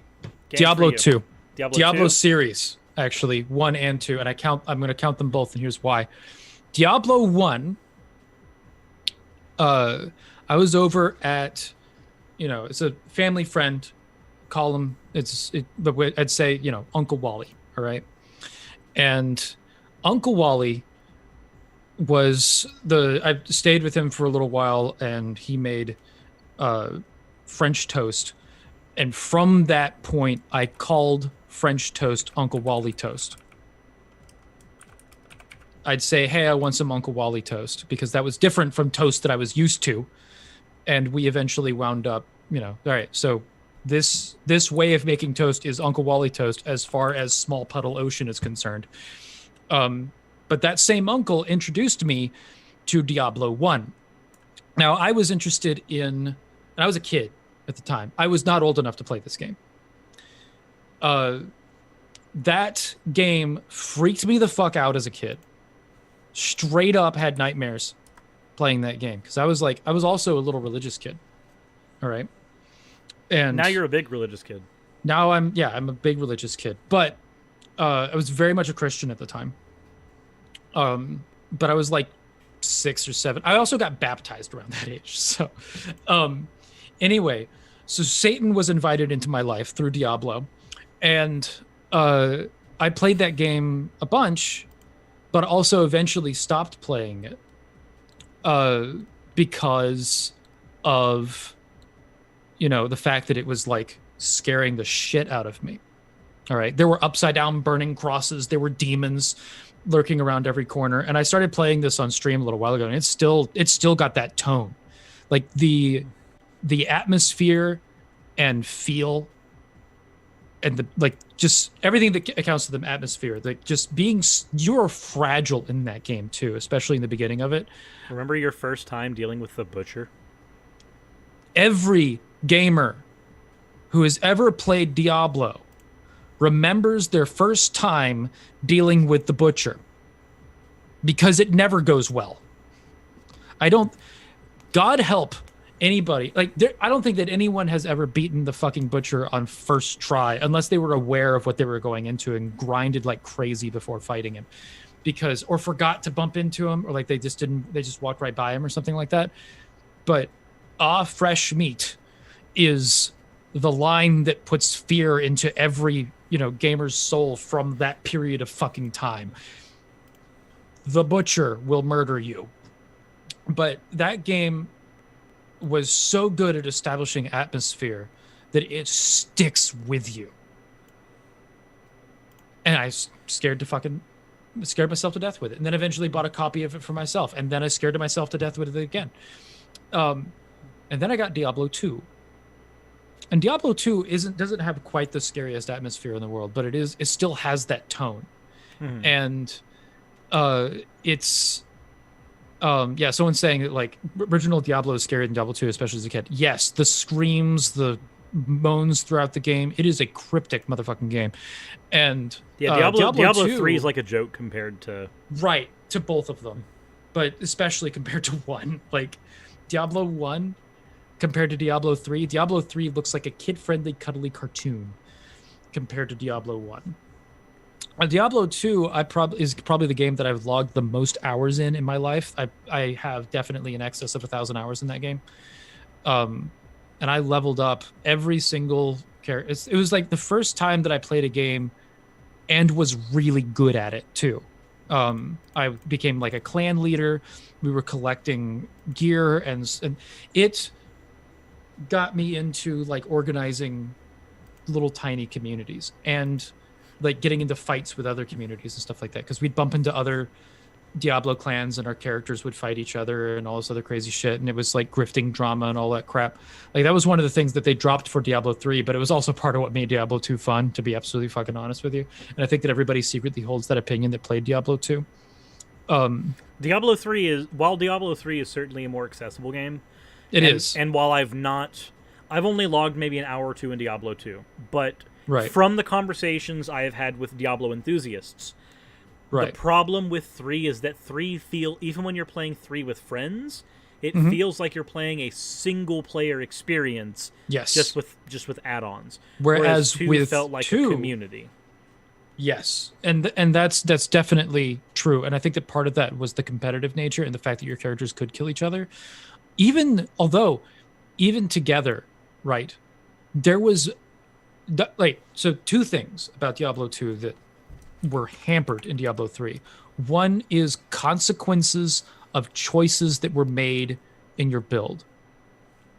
If I made a paladin, it mattered. Every stat. Every stat mattered. And if you fucked up something, it's the same thing with classic WoW. You fuck up something in your talent tree, you feel it, especially when you're comparing yourself. And they're both Blizzard. They have the same, Blizzard games. Yeah. For a character RPGs, like I think that classic WoW and I've heard this about. I have never played WoW, but I think classic WoW and Diablo 2 had this down pat with character creation, and your character feels like an individual. You have multiple characters. Every single one of them are different. I have multiple Amazons that were very different. Multiple necromancers that were very different. The summon necro and the bone necro were completely different. The Zealadin, the Smiter Pally, the Hammerdin, all of the Fist of Heavens Pally, all of them were entirely different characters. And that leads me to my second thing. If you fucked up your decision in your build, it could make or break your PvE or your PvP. And making a PvP character was entirely different from making a PvE character. Yep. And your decisions stuck with you forever through the game. Which is the same thing that happens in Classic to an extent. Now you can redo your talent points in Classic. If you fuck up something, you can. You couldn't redo them in Diablo 2.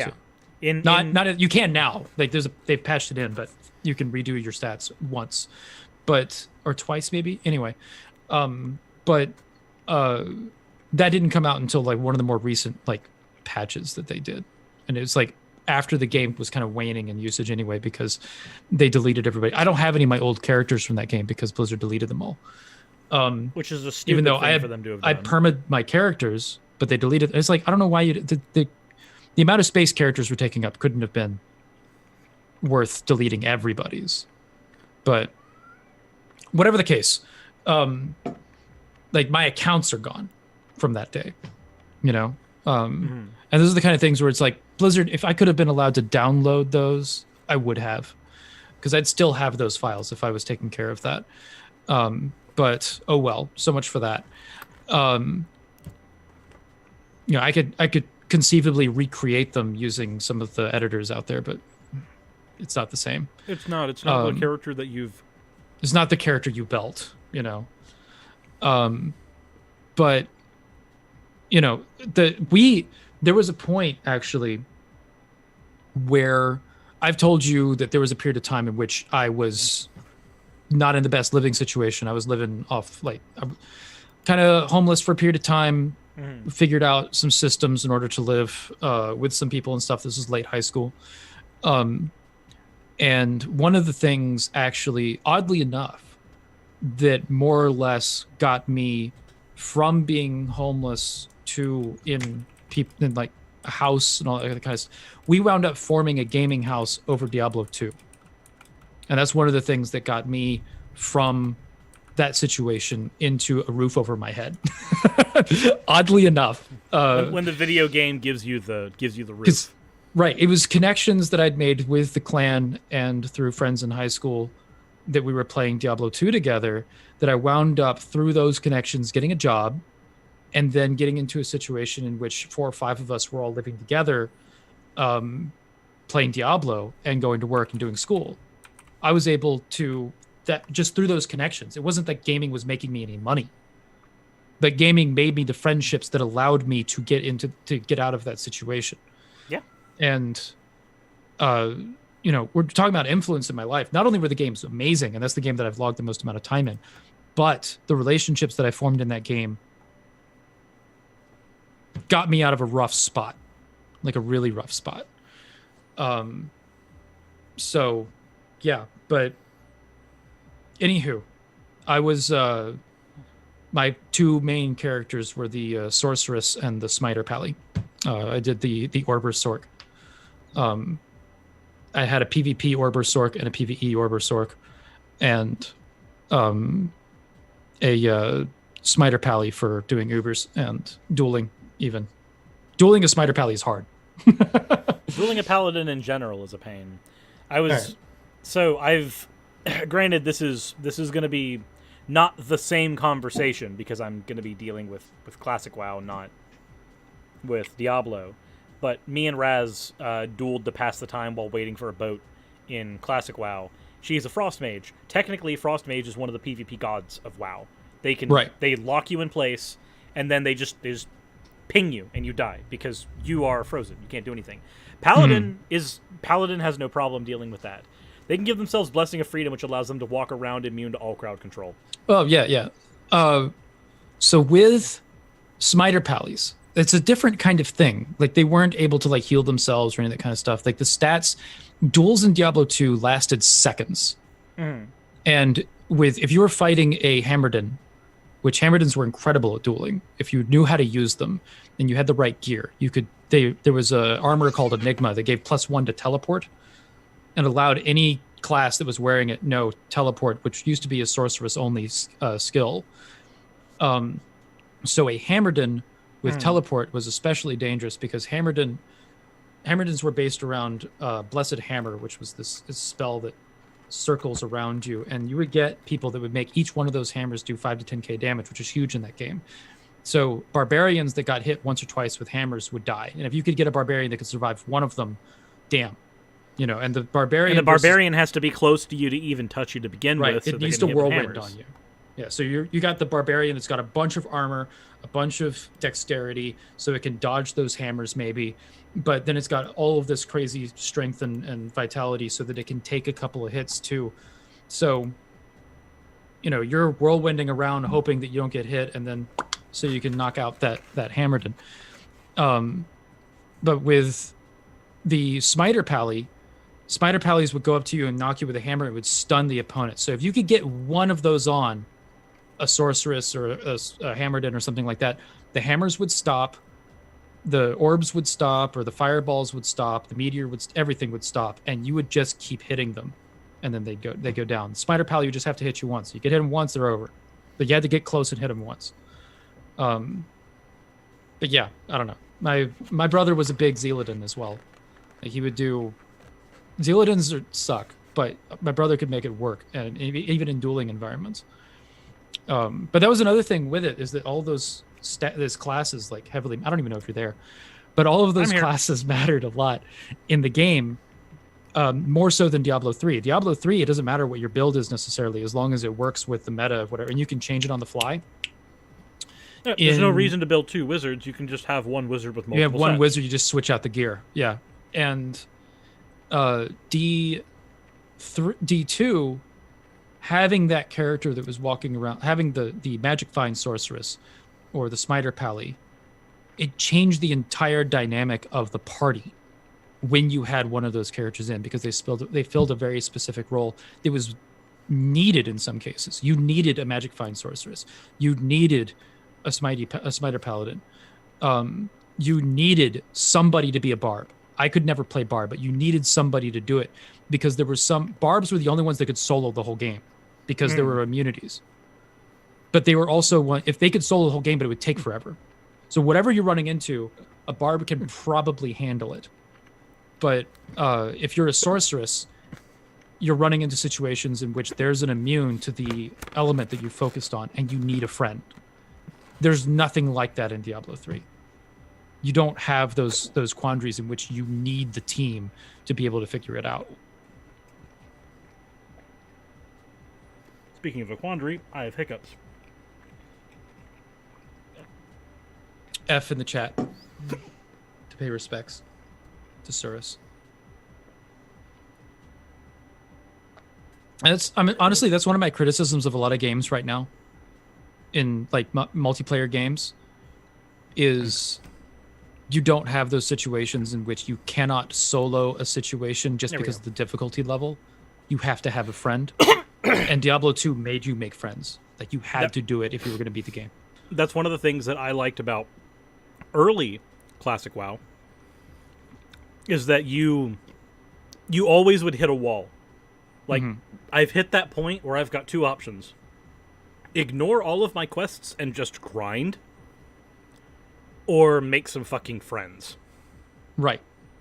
Those are the only options you have here. And if you grind, then by the time you're of a high enough level to solo the quests that you were skipping, they would give you no experience anymore anyway, so there was no point in doing them. Imagine a game where you can't grind to solve the problem. That was Diablo 2. You have to make the friend. Otherwise, you're not getting through hell difficulty. Not as a sorceress, anyway. Whereas in Diablo 3, the goal is to see, okay, how many difficulties can I stack up and solo and kill it all at once and everything go boom? Yeah. Which, like, there's a time and place for that.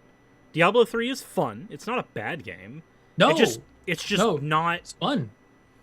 It's just not that. It's not Diablo 2. It doesn't have... It removes a lot of the characteristics of Diablo 2 that made Diablo 2 great. It adds some new things that makes Diablo 3 a good game on its own. And also someone's saying Ocean the Barbarian can't play Barb. In Diablo 3, I play almost exclusively Barb. And he dresses it like a fucking space marine from... Exactly. from StarCraft 2. But in Diablo 2, I could never get the barb to work. I wanted the barb to work, but I could never get it to work. There was a science to it.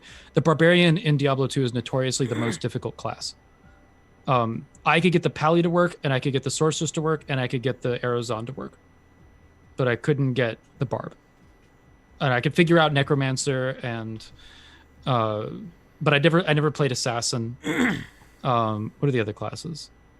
There's Amazon. Druid was the other one. I didn't play much Druid.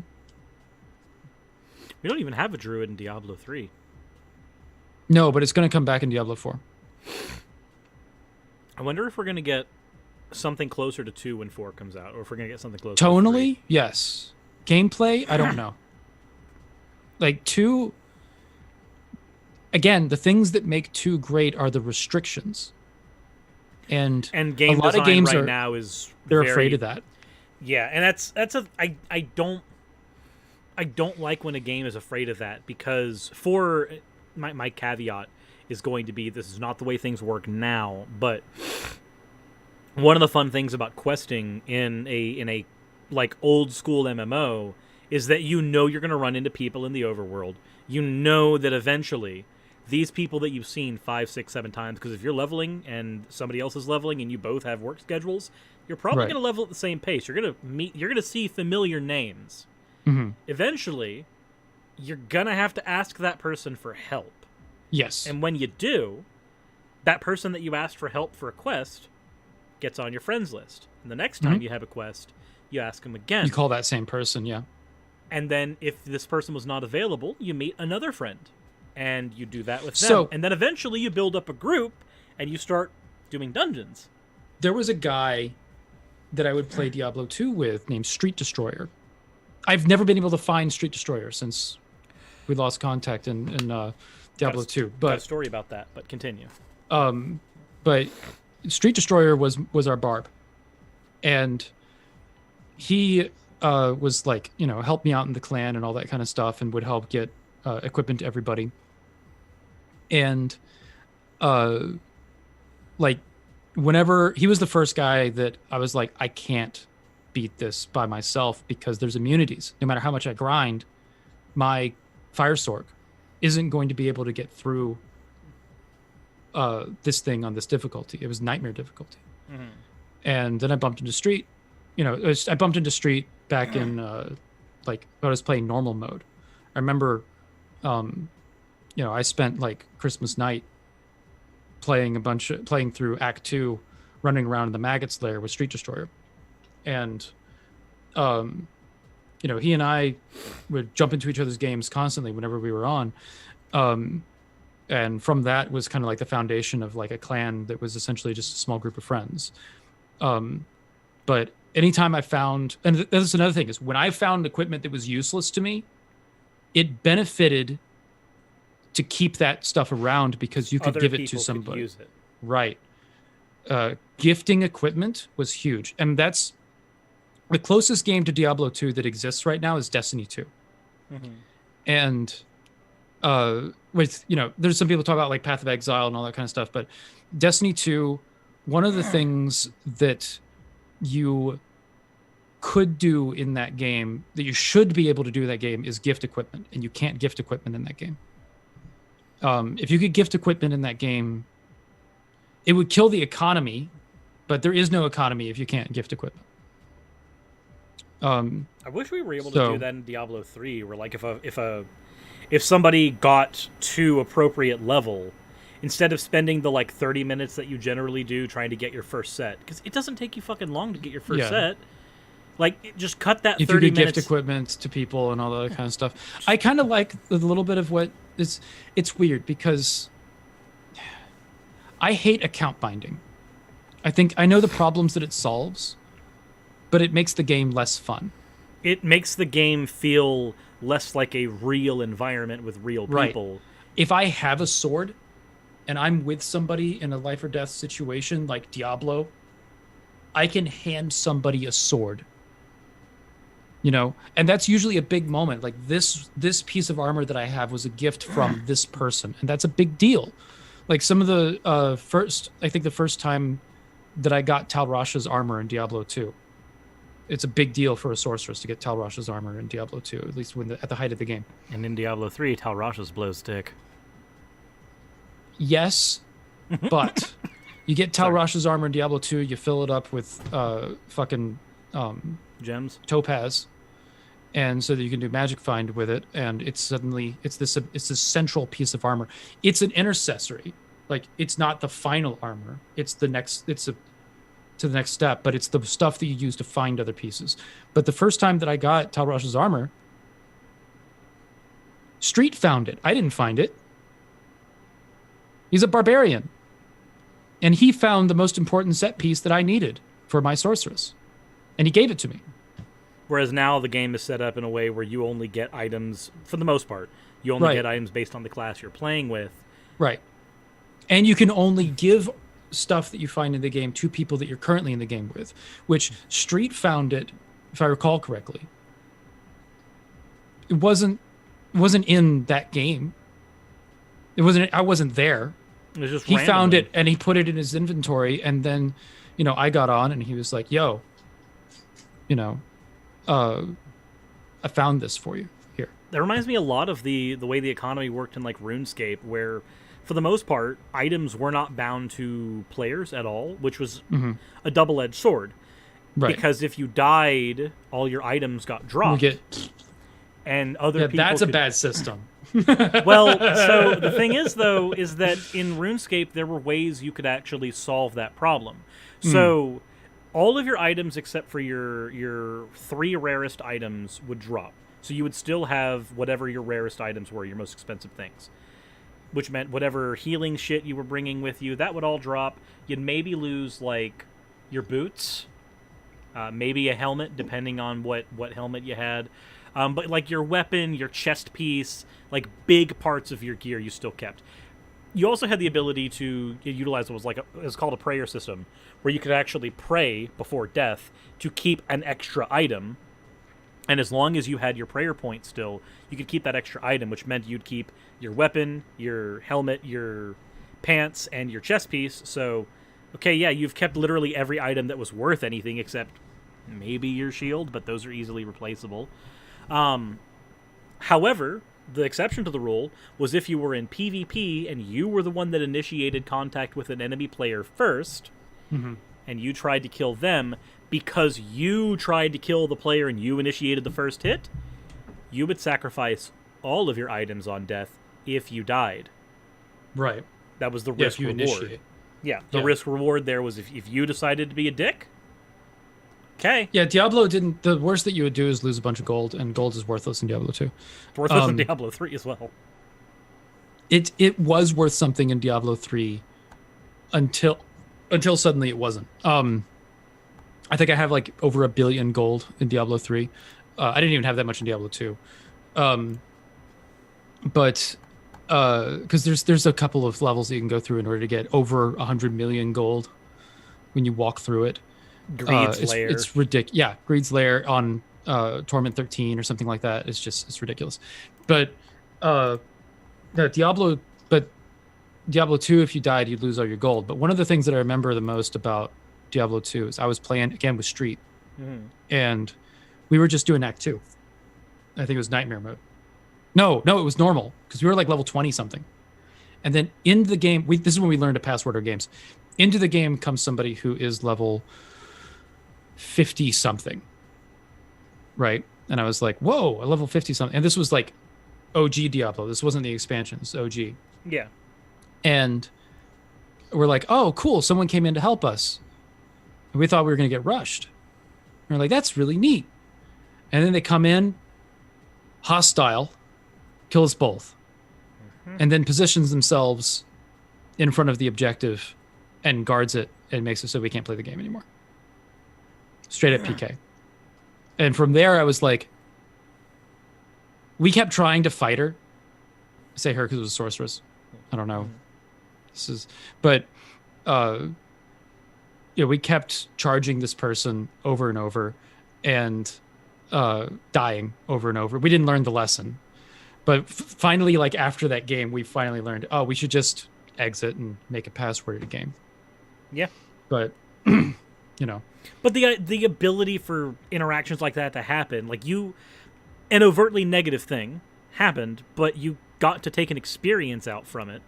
Right. Stuff like that, positive or negative. You also learn things about how humans are. Yeah, and stuff like that doesn't happen in a lot of modern games. No. You can't do that. And I can't think of a game that's popular right now where you can do something like that. No, they don't exist. I would like for one to exist, but the problem is that a game like that lives and dies on its player environment, how many players are playing and how many players are active in the ecosystem. And a game that is as hard as nails as that is a type of game that in the current ecosystem, it's dead on arrival. It doesn't last. And it sucks because as much as I hate Sword Art Online, I think that anime is utter garbage. But the world in which it created, the world... Someone's saying EVE Online is like that still. I believe that. EVE Online is notorious. EVE Online is notorious for making good stories. What was it? The Great Titan incident or something like that? What was the... I don't remember. I've never played EVE. There's a story in EVE Online. I wasn't involved. I've never played EVE Online, so I'm telling the story not knowing anything about it. But apparently there was like a giant community that got together and made like this giant ship, right? And the idea was that it would belong to this clan. And everybody that was involved in building it together and collecting the resources. Now there's a bunch of these things in the game, but this was the first one to be built in the game, according to this legend that I heard. And apparently, again, according to this legend that I heard, somebody saw that this was happening and waited until it was finally complete and then got on this tiny little rocket booster and as soon as it was done, jumped into the cockpit and stole it.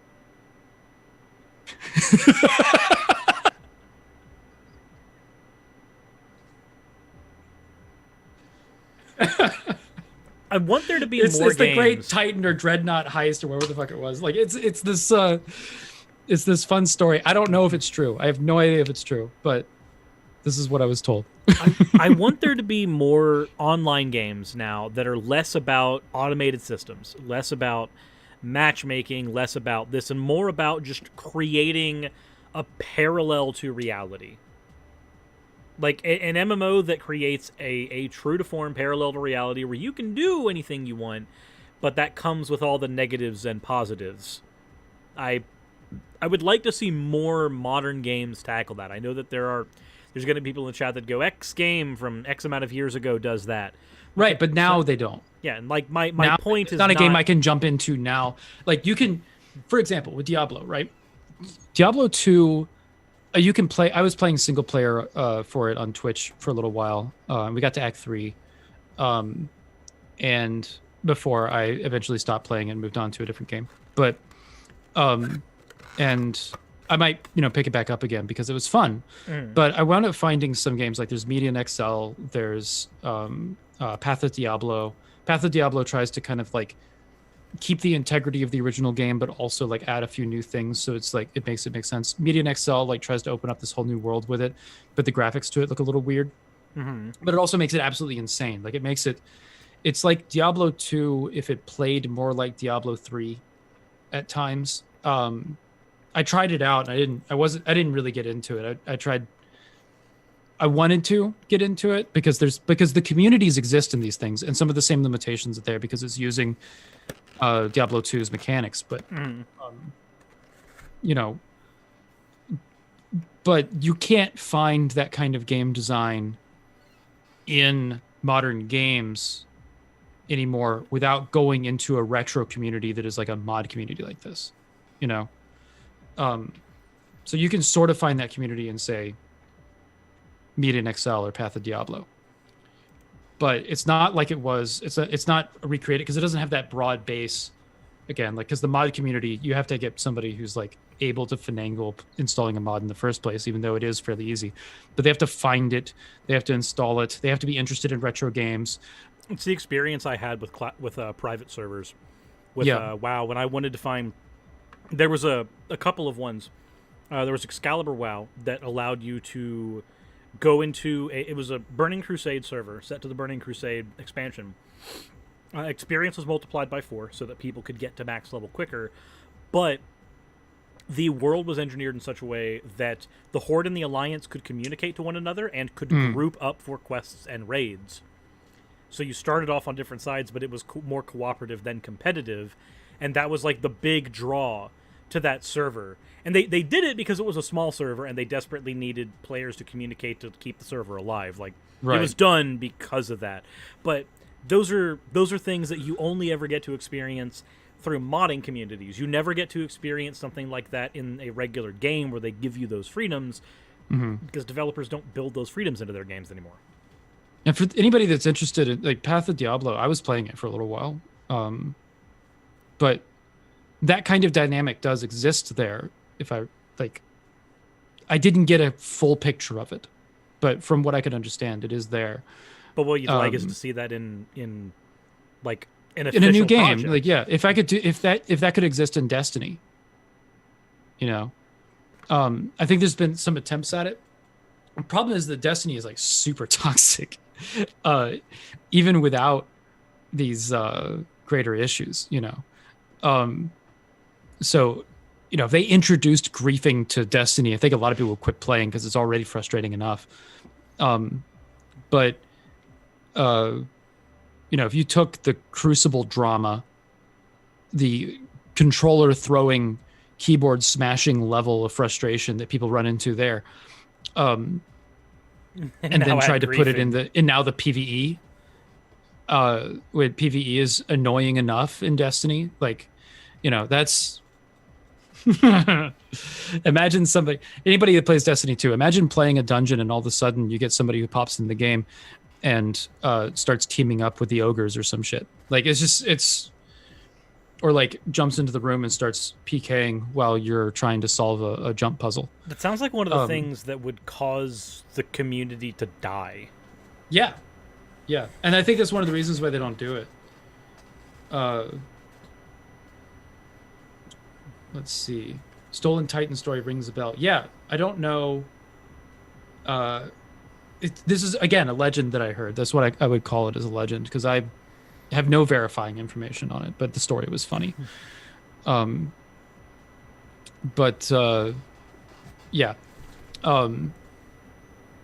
What am I thinking? Anyway, that's Diablo 2. Heavy influence in my life, just because of like the personal element, storytelling element, the fact that there's no other games like that anymore, the amount of time that I fucking spent in that motherfucker. And if you ever want to play Diablo 2, let me know, because we can finagle it. We can finagle it. Damn it! If you and I want to play it, we will make it happen. That to say, so you're talking to somebody who has taken old school LAN games and played them over internet connections for years, because that is what you had to do with classic Command and Conquer games. It's what you have to do with, if you want to revive. I have it still installed on my computer. I can pull it up and we can play some Diablo 2 on Twitch if you want to do that. It's for the story, at least. You should go through it. At least be in normal mode once. At some point, that is a thing that I will probably end up doing. Keep in mind, some characters either can't or it's very difficult to solo hell mode. But there are, like, the speedrun community in Diablo 2, for example, often does not include hell runs. It's often how fast can you beat normal mode? Because some characters can't get, like, or if there's they can do it in certain strokes of luck, for example. But if they don't have that critical strike that happens at the right time, or the enemy's AI bugged out at the exact correct moment, like, their ability to replicate those things is severely limited. It doesn't happen. And also the randomizing of immunes. Like, the bosses aren't immune. Like, usually you can get through it, but there might be some ads that, like, say you get a Fire Stork and you try to go through Hell mode. In Act 4 Hell mode, you're going to run into Apocalypse Knights that are fire immune. And they're going to surround Diablo. So you can kill Diablo, maybe. But everything surrounding him is a problem. Right, and can kill you, and you're a glass cannon as a sorceress. Yeah. Good luck, you know. That's the situation you'd be in when it's like, I need a barb. Got to get a barb to tank. Yeah. I guess that brings me into Classic WoW, because that's technically Classic WoW is a modern game. It is a game that has been remade in WoW's more modern engine. So there's things like the grass bending at your feet and stuff that just wasn't really possible back then graphically. But as far as mechanics go, mechanically Classic WoW is vanilla WoW, bugs and all. If the bug existed, then it exists in Classic WoW. They remade even the fucking glitches. Which I can imagine was a nightmare to do. But on the bright side, it means I can still get under Stormwind City and walk around randomly when I want to in places that don't technically exist. So you're basically reliving the actual evolution of the game with Classic WoW. I actually had a person in some of the Classic WoW going to keep adding stuff to it and mirror that evolution to eventually it being the same thing as it is today? We don't know. There's two angles they can go. There's three angles. There's three angles they can go with Classic WoW. Angle one is that they just keep it as its own little private community that you get access to by just having a WoW subscription, because you don't have to buy Classic WoW. It's just, if you have a WoW subscription in any form, you can go to Classic. Yeah, you can play Classic WoW. That's an option you have, and you have access to the entirety of Classic WoW. So scenario A is they just keep this as a little thing that everybody has access to and they can do, which would be, I think, the worst idea. The worst thing they could do is that, because MMO communities live and die by content. They'll get bored. Yeah. And we've seen, like, our guild, like, nostalgia gaming only lasts so long in an MMO environment. Yes. Yeah. So, like, right now, our guild, the guild that I'm a part of, that luckily the guild leader is okay with me streaming our raids, which is good, because that's like 40 people. That's the other thing about Classic WoW's raids are fucking huge. You have 40. You're a person trying to herd a cat of 40 people. I'm a Diablo 2 player, and I like the stories that WoW players would tell me, like, because Diablo 2 and WoW were at their heights at similar points in time. So because Diablo 2 existed at its height for 10 years, and that overlapped with WoW. Yeah. So, but I was a Diablo player. I didn't want to pay the subscription fee. I was playing Diablo. And Diablo parties, an 8-person party was insane. Yeah. If you were playing with 8 people, like, holy shit, you were dominating the game. And like the game, like every time a new person would come in, the enemies would get stronger, but it would get easier if everybody stuck together and filled the roles and all the other kind of stuff. 5 was the sweet spot, but 8, you're still doing really good. And then WoW players would come to me and be like, so we did a 40-person raid recently. And I'm like, Jesus, fuck. How do you coordinate 40 fucking people? Like, in Destiny, you have 6 people doing a raid, right? Yeah.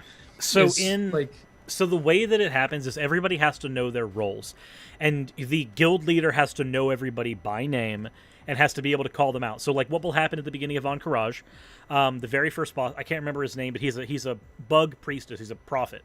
That boss has, after you take off 20% of his health, he splits into a bunch of after images, and your raid has to split in multiple areas to get the after images. The after images fight exclusively with melee attacks and AoE. The AoE can be interrupted, so your melee has to interrupt the AoE, but if all your melee interrupts the AoE at once, they don't have the interrupt on cooldown, so then the boss just continues to AoE after the first interrupt. So you've got to have the guild coordinated enough to split into the proper places, to coordinate when they use their interrupts, and to call out when their interrupt is missed so that somebody else can pick up the slack. And this is the first boss. Our guild has never died to that boss. Not once. We've been able to execute him perfectly every time. To fight Twin Emperors, we wiped on that 6 times. I was streaming this, so anybody who was watching over on this channel, I streamed it on Tuesday. We're finishing that raid off tomorrow, but the raid that I streamed to this channel on Tuesday, you guys saw Twin Emperors wipe us 6 to 7 times. The Twin Emperors fight goes like so. There's an Emperor here and an Emperor here. The Emperor over here fights exclusively with melee. The Emperor over here fights exclusively with magic. The Emperor over here cannot be damaged by magic. The Emperor over here cannot be damaged by melee. This creates a conundrum. Tanks are melee classes. How do you tank the magic boss? You get a warlock to pretend he's a tank. But now there's another issue. Every 15 seconds in this fight, the bosses teleport to each other's location and switch places. If they teleport, and you are a caster near melee range, the melee boss sweeps his sword on the ground and one-hit KOs you. And likewise, if you are melee near the caster boss, he will rapid-fire shadow bolts into you and you will die instantly. So your group is having to constantly do this maneuver. Something Leroy Jenkins. Bouncing back and forth. And making sure that you are only hitting the bosses at the correct amount of time. This whole time, the bosses are making bugs in the room go attack your healers. So figure out how the fuck you're supposed to manage that. It is not a difficult fight, but it is all pattern recognition, and if one person in your raid does not have the pattern recognition down, it can destroy the entire raid. It is like herding cats. It is... Yeah, with 40 people. Yes, with 40 trying people. To coordinate that so that everybody is on the same page. And, I had a friend that, was in college. I was like, hey, we're going to hang out. And he's like, no, I got a raid. Like you get people that were like dedicated as fuck. Oh, yeah. You know what I mean? And raids, the thing is, Encourage is a week-long raid. Your guild will be at this one dungeon for a week. Jesus fuck. Basically, you go in... Like Destiny raids are considered a long... This one takes 6 hours to beat, I can't imagine a week. So you don't spend a week at once. It's the dungeon has a reset timer for a week where the dungeon will exist in its current state for a week. And then it refreshes. Right. Right. So what our guild did is our guild spent 3 hours in there cleared everything except for the optional bosses and the final boss, because we've not been able to kill the final boss in Encourage yet. And then the final boss we're tackling tomorrow. I'm going to be live streaming our attempt at Cthulhu tomorrow. Hopefully we're able to beat Cthulhu, because I don't want my guildmates killing me again. So you clear the dungeon, and then you go in again, and the dungeon loads the same way. Yes. On an account basis? Does you have to have all the same accounts together? Yes, you have to have all the same accounts God together. damn. Coordinating fucking 40 people show up. I can't do that to get, like... Discord has actually made it much easier So to much do easier, I would imagine. Because, like, I remember, like, with everybody that was, like, WoW people would tell me, like, TeamSpeak is required. Mm-hmm. Because you have to have... The guild leader has to be able to tell you what your role is, where you're going, how you're doing it. Like the app TeamSpeak, like people would have to be required. You would have to be on a TeamSpeak server. Yeah. Otherwise, you wouldn't be able to function with Raid. Correct. You know what I mean? Yeah. And it required a third-party program in order to actually get everything to work. Like, Jesus fuck. That's insane. Yumi. Oh my god. Please, Yumi. I love you. Calm your butt down. So... To go into my history and why a game like that is... Because it sounds like a nightmare, right? Like, this sounds like... When it works, it sounds great. the times... Like, here's the... I'll be honest about WoW. Every time somebody would tell me a story about WoW, I'd be like, damn, that's amazing. I don't want to play it. Yeah, I can... Same with Eve. Like, it's usually with these subscription games, we get these crazy legends coming out of it, and I'd be like, wow, I don't want to touch that. So, in Classic, the time in my life where I played it was directly... I mean, this is going back to 6th grade. So in 6th grade, I was in public school. It was the first time I ever stepped foot in public school, because the first 7 years of my life were spent in private school. Pensacola Christian Academy, a young earth creationist private school funded by the IFB and Seventh-day Adventist churches. This is before the new IFB became a thing. Yes! Together! Look at PCA's history! It is funded by a Seventh-day Adventist and a IFB. Together. Those two don't get along anymore. Not anymore, but back then, that's how that school came to be. It used to be easier to put aside your differences, I guess. Now that, a minor disagreement in Christianity will get fucking schismed. Well, the internet exists now. Minor disagreements. That's true. You can find all the people that agree with you. So, to fuel the schism. My ability to socialize was basically limited, aside from, like, the handful of friends that I met in my neighborhood. My ability to socialize was limited to the local card shop. Right. Which I was still an awkward kid, because it was a fucking private school that didn't allow you to speak to people. What am I supposed to do? Got a wooden cone. But then a friend introduced me to RuneScape, and for a solid 6 months of my life, I played a lot of RuneScape. But then my dad introduced me to WoW. Bought me a WoW account, got me a WoW subscription because he had been playing it. We were never part of the same guild, and we never raided together, because that is the story of my life with my father. Not with my father. I didn't grow up with my father. I know he exists, he knows I exist, and we just don't fucking talk. Right. But anyway, so he gets me a WoW account, and I play WoW like RuneScape for the first 25 levels of playing a hunter. For those who don't know... I was playing it like Diablo when I tried to get into it. It's... You play cautiously by yourself and go through story stuff and all that kind of stuff, yeah. Is that the same way with RuneScape? RuneScape, you just grind mobs a lot. Oh, okay. And in WoW, grinding mobs a lot does not get you anywhere. So I got frustrated with the game, because I had been playing it for so long and was nowhere near able to do anything You mean fun. the plot line of the South Park episode of killing boars? Yes, that It won't work. It doesn't work, no. So I quit, went back to RuneScape, was like, this is such a better game, blah, blah, blah, blah. 3 months down the road, I tried WoW again and started falling in love with it. Because the thing with RuneScape is you can make individual friendships in that game, but there's not a lot of stuff to do as a group. You can make friends, you can talk with them, you can be part of an economy and make a bunch of money in that game to better yourself, but it didn't have dungeons. It didn't have, like, aside from two, there were two bosses in the game, but only one person could ever get access to the loot. So realistically, you just had to get strong enough to solo them. You didn't do that in WoW. In WoW, you had to get groups. You had to get communities together. I made my own guild, had no idea how to work a guild, and then I joined a guild later called the Chosen Defender, or it was called the Unbreakable Force in the beginning. And the Unbreakable Force was the guild that I effectively stayed a part of until I left WoW in the Wrath of the Lich King expansion. That guild, I stayed in until it merged with another guild called Chosen Defenders. So we went to Chosen Defenders. We did that mainly because our guild leader had a baby, didn't tell anybody, and quit WoW at level 59. And never passed the guild leadership down to anybody, so our guild was slowly splintering apart.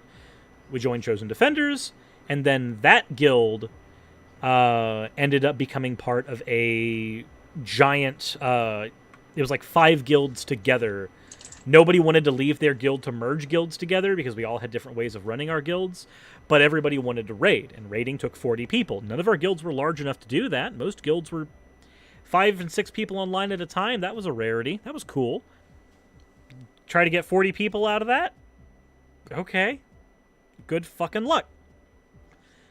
So I got to learn a lot about how to organize events through playing WoW, by watching my guild leaders build this stuff up, how they got people to listen to them in groups and raids.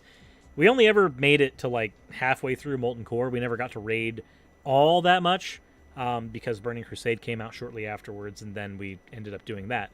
By the way, that guild still exists. I looked up in the WoW Armory. Council of Elders still exists. That's weird.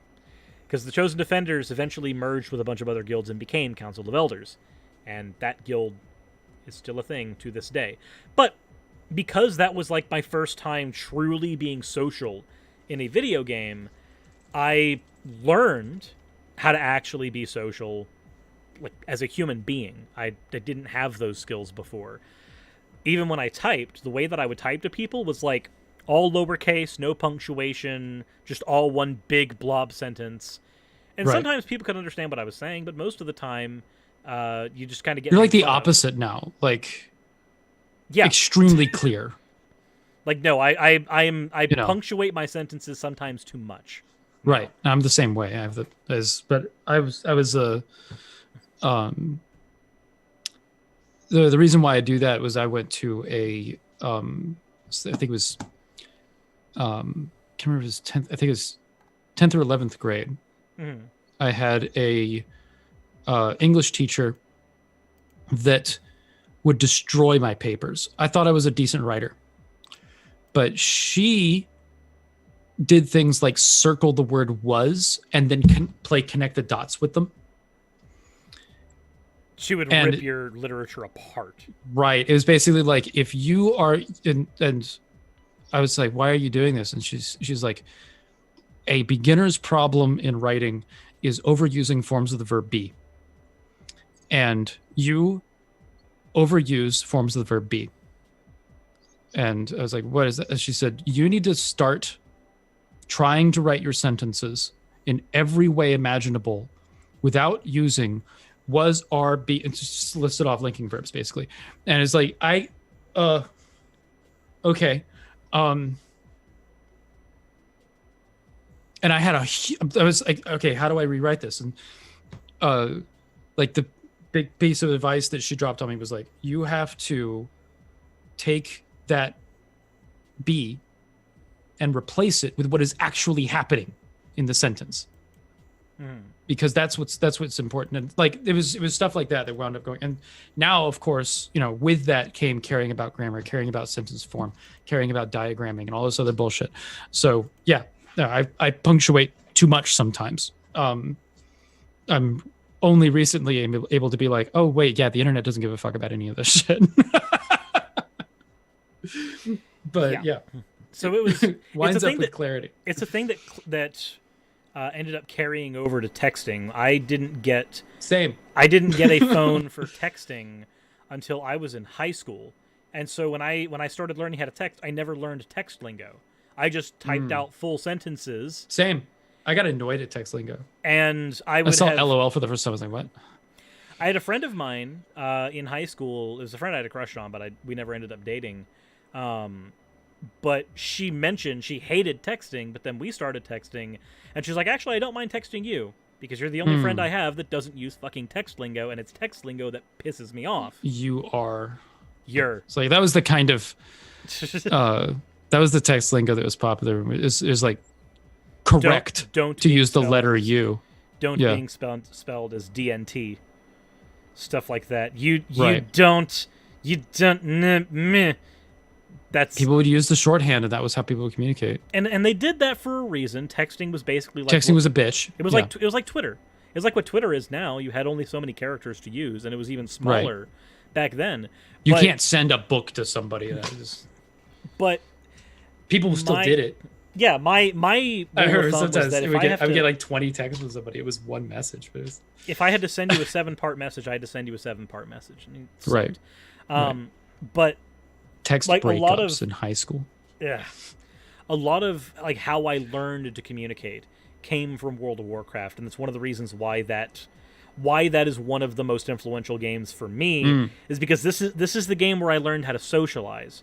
Like Sonic Adventure taught me how to commit time to a game and like have a goal that I was working towards within a game, which is not a thing that a lot of other games taught very well outside of get to the end of the level. Yeah. World of Warcraft did that and also taught me how to interact with other human beings. That's not a thing that any other game had been able to do up to that point very well. Right. So spending as much time as I did in WoW, getting to 60, and I learned another part of myself, a part that has stuck, is going against the grain of what the gaming environment is supposed to be. Now, you can't really do that very much in WoW now, or even in classic WoW now, because we know what the most optimal way to do something is. Classic WoW's been out officially now, technically, for 15 years. We know the optimal way to play that game. Right. Back then, though, things like if you're a paladin, you were considered useless. You had the ability to heal, the ability to damage, the ability to tank, but you could never do any of those to any measure of efficiency, because Classic WoW was built with the idea in mind that if you were playing a hybrid class, there had to be a hybrid class tax. You can do all these things, but you shouldn't be able to do them as well as classes. That's the way Diablo 2 is structured. Hybrid classes were nuked because, and this might be the reason why it happened in WoW, is the summon necro would come with curses. Mm-hmm. So you would have a summon necro that had like all these skeletons and revives and all this other craziness, and you have this giant fucking army. They would run through the fucking game, and it would be combined with a set of curses that the necro would use, like amplify damage. Mm-hmm. They would then make everything die like that. So you'd amp damage your opponent, and then all of these skeletons would run towards it, and all of them would be doing several 100% more damage than they would be even with all the leveling up that they did. Mm-hmm. Right? So you could solo hell with a summon necro and amp damage, and then just murder everything, because you had mages too that would use different elements. So the immunities wouldn't matter to the summon necro. Amp damage, and then eventually a skeleton mage will hit them with a ice bolt or something like that. They'll hit them with the correct magic. Right, eventually. And so I know with the way Classic was built, if you were a druid, you couldn't do that. You could technically play like a gimped warrior when you went into bear form. You could play like a gimped rogue when you went into cat form. You could play like a gimped mage in moonkin form, and you could play like a gimped healer in your standard form. But the druid couldn't fucking resurrect. Like, basic fucking healer abilities were just missing from the hybrid healers. Druids could not do a standard resurrection. They only had a 30-minute cooldown res that they could do in battle, which was cool, but again, only one person and only once every half hour. Paladins had no access to healing over time spells, had no access to shields, had no access. had no access to anything besides this is your fast heal button and this is your slow heal button. Right. That's all you have. So, like, growing up, I learned that I really liked subverting expectations and going against the grain. So what I did is I started a paladin back before paladins were considered good healers, and I leveled the paladin up as a tailor because I knew from leveling my hunter, which is my first character, okay, healing gear is usually cloth.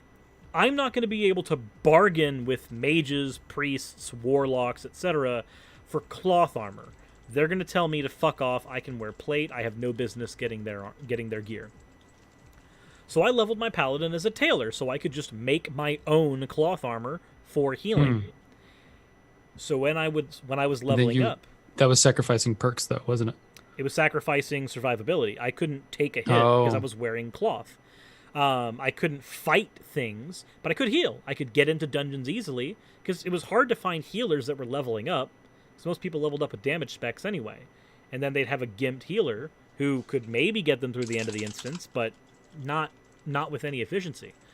So then I would take that paladin, go through and not make a name for myself and like, oh, I got famous and everyone clapped. But I got to the point where if somebody said, hey, we need a healer, as far as our guild was concerned, I was one of the first people who was looked to for a lot of healing because, yeah, no, this person can handle it. Yeah, we know he's a paladin. It's fine. Trust me. Like, focused. Yeah, he's going to be able to do this. He's focused on healing. That's all he's doing. And he's going to do it as well as the priest, as well as the druid. That's a thing that's carried with me throughout my entire life. When I play card games, I don't play whatever the meta is usually. I play something that is able to tangle with the meta. I will research and figure out what can beat it, but I don't want to play whatever the strongest deck is. When I play League of Legends, I do jungle Lulu. Lulu is a support mage. She's supposed to be in the bottom lane, protecting and shielding like a healer. And I take her into the jungle and play her like an assassin. And it's always fun because you get people on your team who yell and scream at you and say, why are you playing Lulu in the jungle? That's stupid. Stop.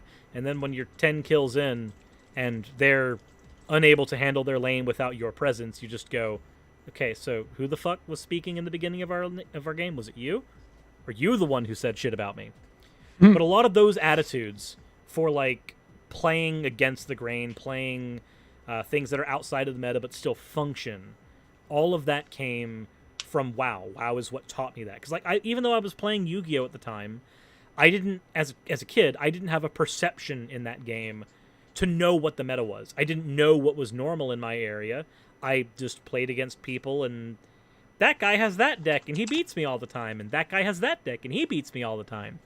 I didn't have a perception for what was going on in the game I was playing until World of Warcraft. So not only did I get to learn how to fucking socialize, I got to learn that through this game, there's a fundamental part of my personality that I get to keep. I mean, hell, you can look at what I do on my channel and see that a lot of that is built like that as well. I will take aspects of what other channels are doing, but I will do it in my own way. And that is essentially what I've been trying to do my entire life. Eventually, maybe it'll work out for me. It usually ends up in catastrophic failure.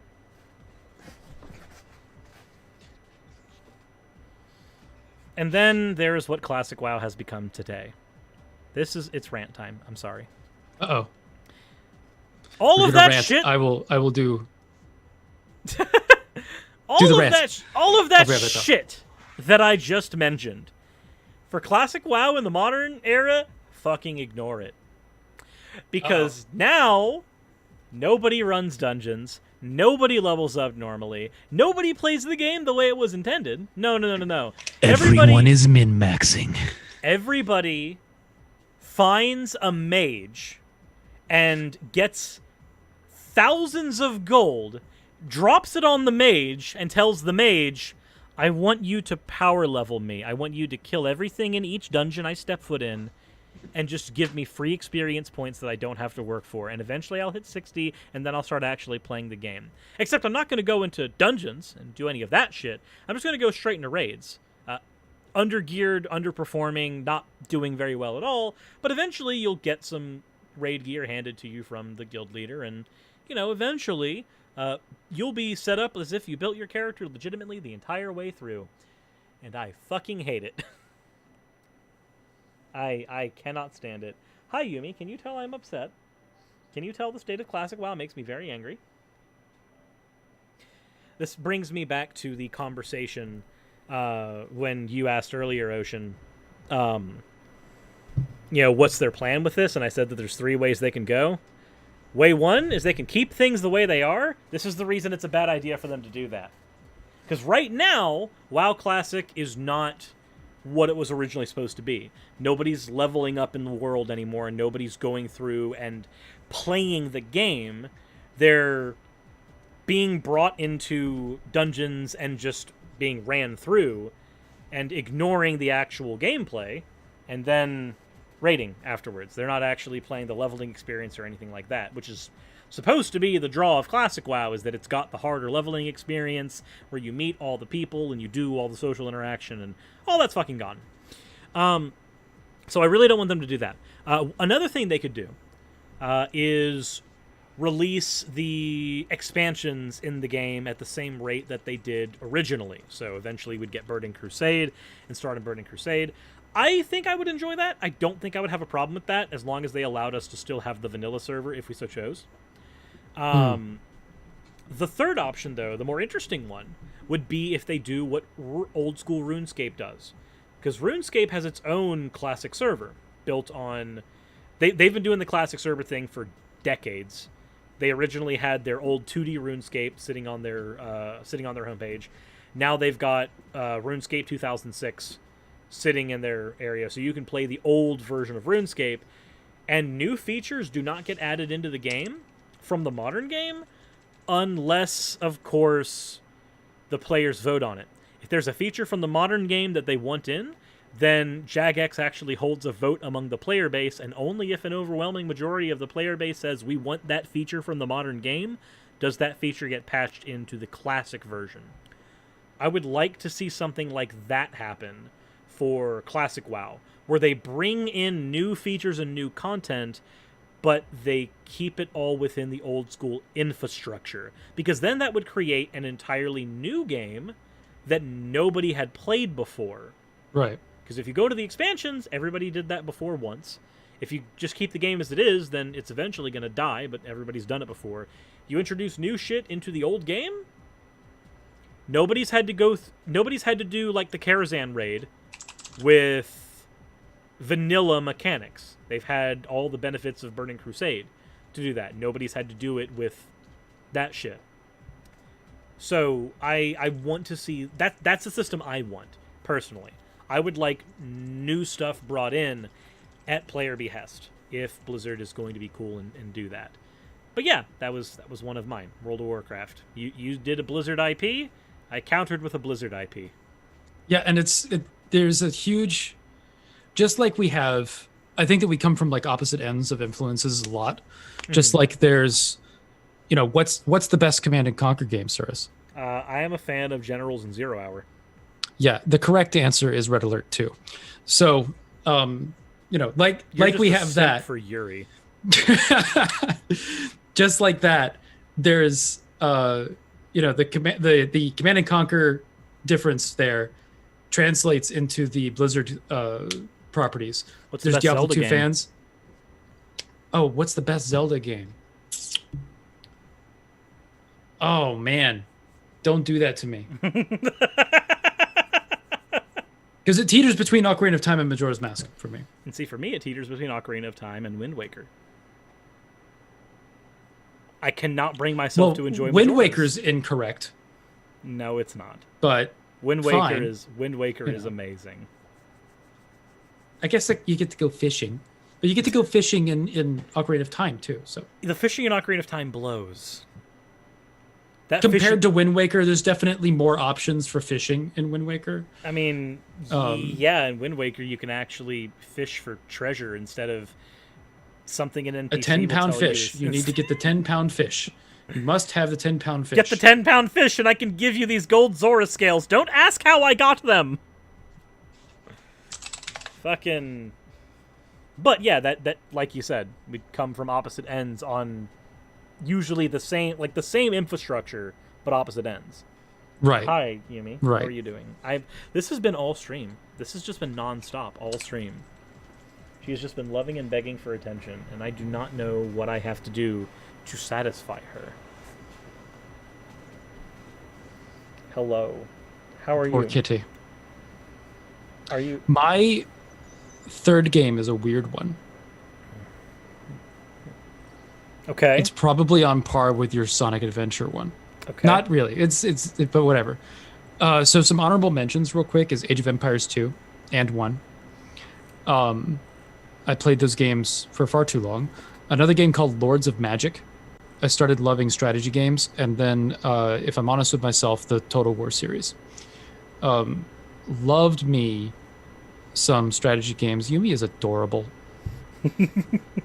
That is a cute fucking cat, dude. Like, look at her just like pawing. Like she's being held, so she's happy now. I know, right? Like it's just purring away. Very nice, Ocean. AoE 2 was great. Yes. I don't know if anybody in the chat has ever played Lords of Magic, but Lords of Magic came with lore that was thick. Thick with 2 C's lore. Thick with lore. I think that I still have the Lords of Magic book on this shelf behind me. I recall putting it on there. It's somewhere around there. Yeah, 4X games like Age of Wonders. I didn't play Age of Wonders, but Lords of Magic was pretty much my jam. I've been trying to figure out a way to get it to play on this computer so that I can stream it, but it is a very difficult game to get to operate. Use a Windows box. We'll talk after that. Because if there's a way to get it to function, because it doesn't work on DOS. It doesn't work. It's complicated. That game is very complicated. Like many a relationship I've had. Especially with games. But trying to run a retro game on your computer is a fucking nightmare. I've Googled like crazy to try and get this thing to work.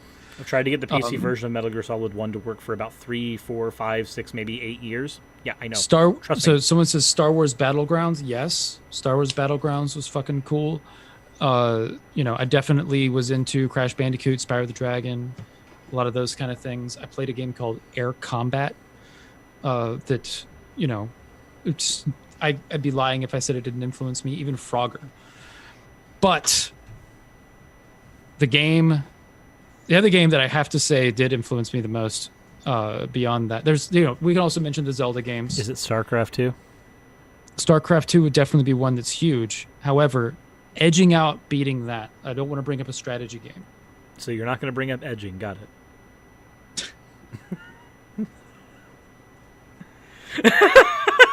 Oh, shit. I also don't want to bring up another Blizzard property as well. You know what I mean? But the other one is Dynasty Warriors. Specifically, Dynasty Warriors 3 and 4. Big battle hack and slash sword kill thousands of people. Yes. I started the Sonic Adventure conversation with genocide, and here we are. Right, exactly. Here we go. And like another honorable mention I could probably say is like Tekken, Soul Calibur, those kind of things, like the Namco games. Yeah, fighting games just in general. Its own category. Yeah. But like notice with some of these games though, the games that really influenced me were multiplayer games, because me and my brother would go toe to toe with each other like crazy. Yeah. In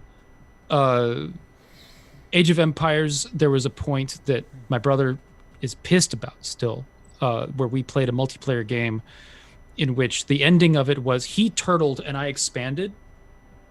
And there got to be a point where I built a wall along like he was walling up, building these giant fucking city, and then I came in with cannon galleons from the north and started like edging his fortress, and then I lined up a bunch of janissaries. I was playing as the Turks at the edge and fronted them with a bunch of scorpions, and he charged with Byzantine cataphracts at the front, and the charge did not work. It was Gettysburg in Age of Empires, and he lost. He's still mad about that all these years later. But Dynasty Warriors 3 and 4 were games that more edging talk. Dynasty Warriors 3 and 4 were games that me and my brother would play like crazy and be at each other's backs the entire time through that game. It's one that fostered my relationship with my brother hugely, along with Diablo 2, because he and I would play together on that. But it was because of the team up in games that we fostered in Dynasty Warriors 3. Because Dynasty Warriors 3 had a dueling system, but it didn't. Who cares? But you would want to level up your character and team up with each other, and it was only 2-player. It was only couch play. Well, yeah, they couldn't. They couldn't do more than that without breaking the console. Right, exactly. But eventually, like Dynasty Warriors should have made the transition at some point from couch play to online play, but it didn't, and it failed as a result. Like I haven't seen another Dynasty Warriors game since then. Since like 7 or whatever the fuck. You know what they've been doing, right? No. I don't know what they've been doing lately. They made Hyrule Warriors and Fire Emblem Warriors. Really? Yeah, they've been making Dynasty Warriors games with Nintendo Except with properties. reskins. They tried it with the 100 Years War. Mm-hmm. Right, but here's the reason why it influenced me a bunch. Is not only did it get that camaraderie with my brother, where we were at each other's backs, fighting whatever empire, but the story that it tells in Dynasty Warriors is terrible in Dynasty Warriors. Absolutely horrible retelling of Romance of the Three Kingdoms. But there are some scenes where it takes some of those big moments and it makes you a little curious. And you can still do AoE on Steam. Yeah, I have it. I've been streaming it on Twitch a little bit. But 1 second.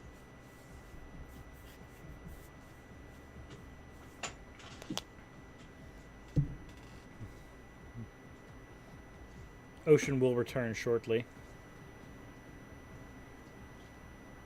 Romance of the Three Kingdoms. I wound up buying this fucking book because of Dynasty Warriors. And it opened me up to a world of legendary storytelling that piqued my interest in mythology in general.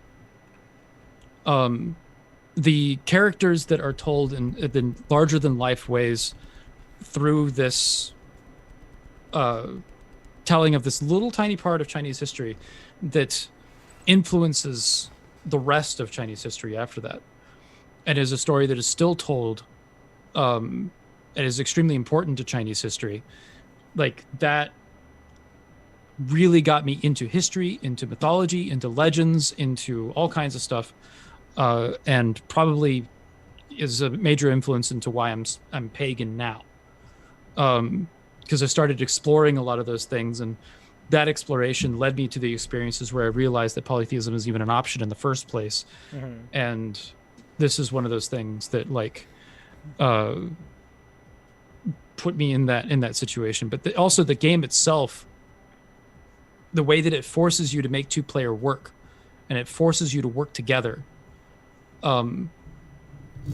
Is huge. And then on top of that, the characters that you wind up playing as, and when you read the actual story that it's associated with, you find out like a whole new world of philosophy when it comes to leading people and motivations behind these figures in history.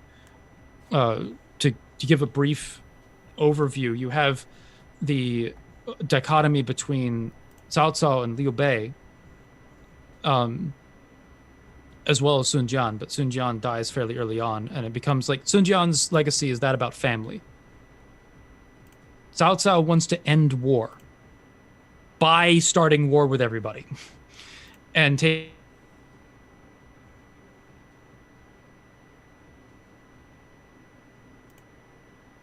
I think everything just broke.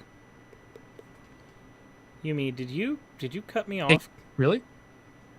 Okay, there we go. Everything's better now. Is it still working? Chat, are we still here? Ow! Okay, Yumi. Nope. You're done. You're done. Uh-oh. Stop. And Yumi's trolling. Yeah, Yumi is messing with things. She's also got that brain damage problem where, like, randomly she'll see things as a threat. So I think that's just being a cat. I would say that, except none of our other cats have that problem. Not a single one of them has that issue where they'll randomly attack, whereas Yumi does. Granted, Yumi was also a feral. Calcifer just gets into, like, a mode where suddenly he's all claws. Yumi does that. She'll stalk you. She'll sit in the hallway and wait for you to pass by, and then suddenly your Achilles heel is bleeding. Right. Anyway, to get back to the thing, Cao Cao is the one that wanted to end war. And he proceeds to attack everybody. Everybody can be equal under my iron fist. Right.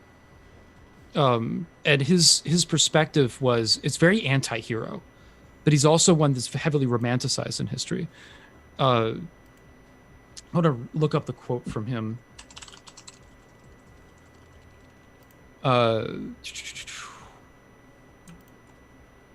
Just a real quick checking on myself. Yeah, that's what it is.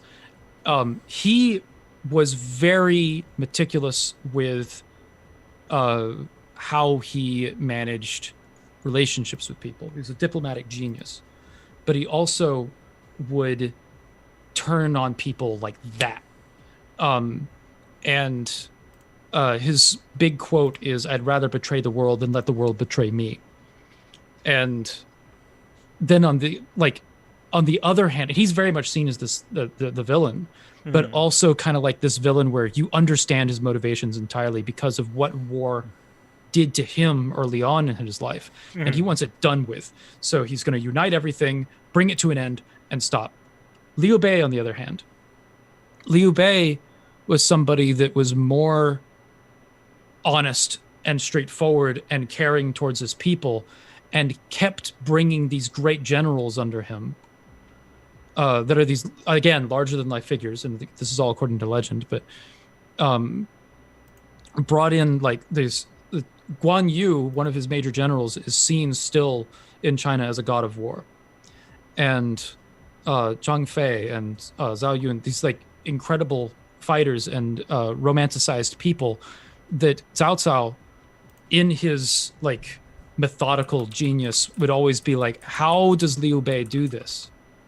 And it's because Liu Bei was just like a genuinely good person, and people wanted to see a genuinely good person on the throne rather than somebody who was as effective and utilitarian, but obviously a terrible person as Cao Cao was. Like this guy functions, but he's also like a rusty knife in everybody's back. Maybe not that guy. Exactly. But he was also the one that was more effective and had the stronger army.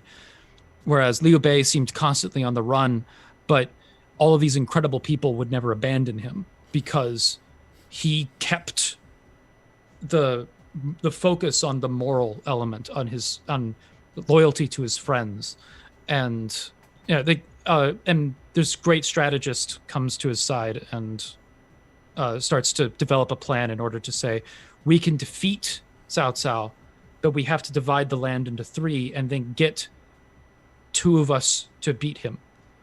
And that becomes the giant strategy that is the foundation for the narrative of the story of the 3 kingdoms period of China. But this story is like huge, and it has all of these. It's the same thing with Final Fantasy IX in that it cares about every single little character that's in it. The video game doesn't necessarily capture all that, but you see the echoes of it in the video game. That if you read the text, the video game has that much more to it, but you also get so very much upset with the way that the story is told in the video game. So you start yelling at it and throwing your shoes at the screen because it doesn't do very good. It's just, you start like yelling at it because it depicts all these things very badly. But at the same time, that was something that actually got me interested in certain elements of storytelling. When if you see something like a bad movie or something like that, there's lessons to be learned from it in what went wrong. And very much Dynasty Warriors has that element of like, okay, there's this amazing story. They put it in a video game, and yet the storytelling is still super, super off. What happened? Oh, and you see a little bit, there's some things that are lost in translation. There's some things that are over dramatized, and they don't put enough time into the storytelling element. They put all that time into the let's fight mobs and mobs and mobs and mobs and mobs of hack and slash element of it. So anyway, there's my rant on Dynasty Warriors. I got to have my rant, and you're now. That's my rant. Because Dynasty Warriors was such a flawed game. And with every installment that came out, you'd get the new one hoping that they fixed all of it. No. But instead, some things would be fixed and some things would be made worse. And you would get mad. It was such a fucking... It was dire straits being a Dynasty Warriors fan, dude.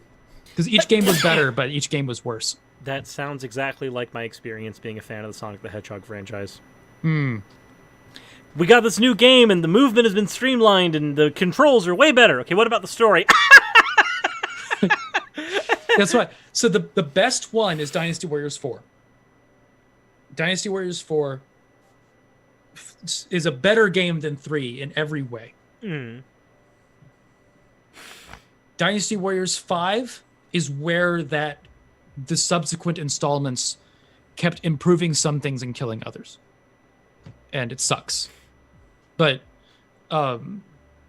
like it was the first thing that showed me like getting these crazy weapons through triggering an event or something like that. You know what I mean? And you'd have to play 2 players because you'd have to be in 2 places at once to get them.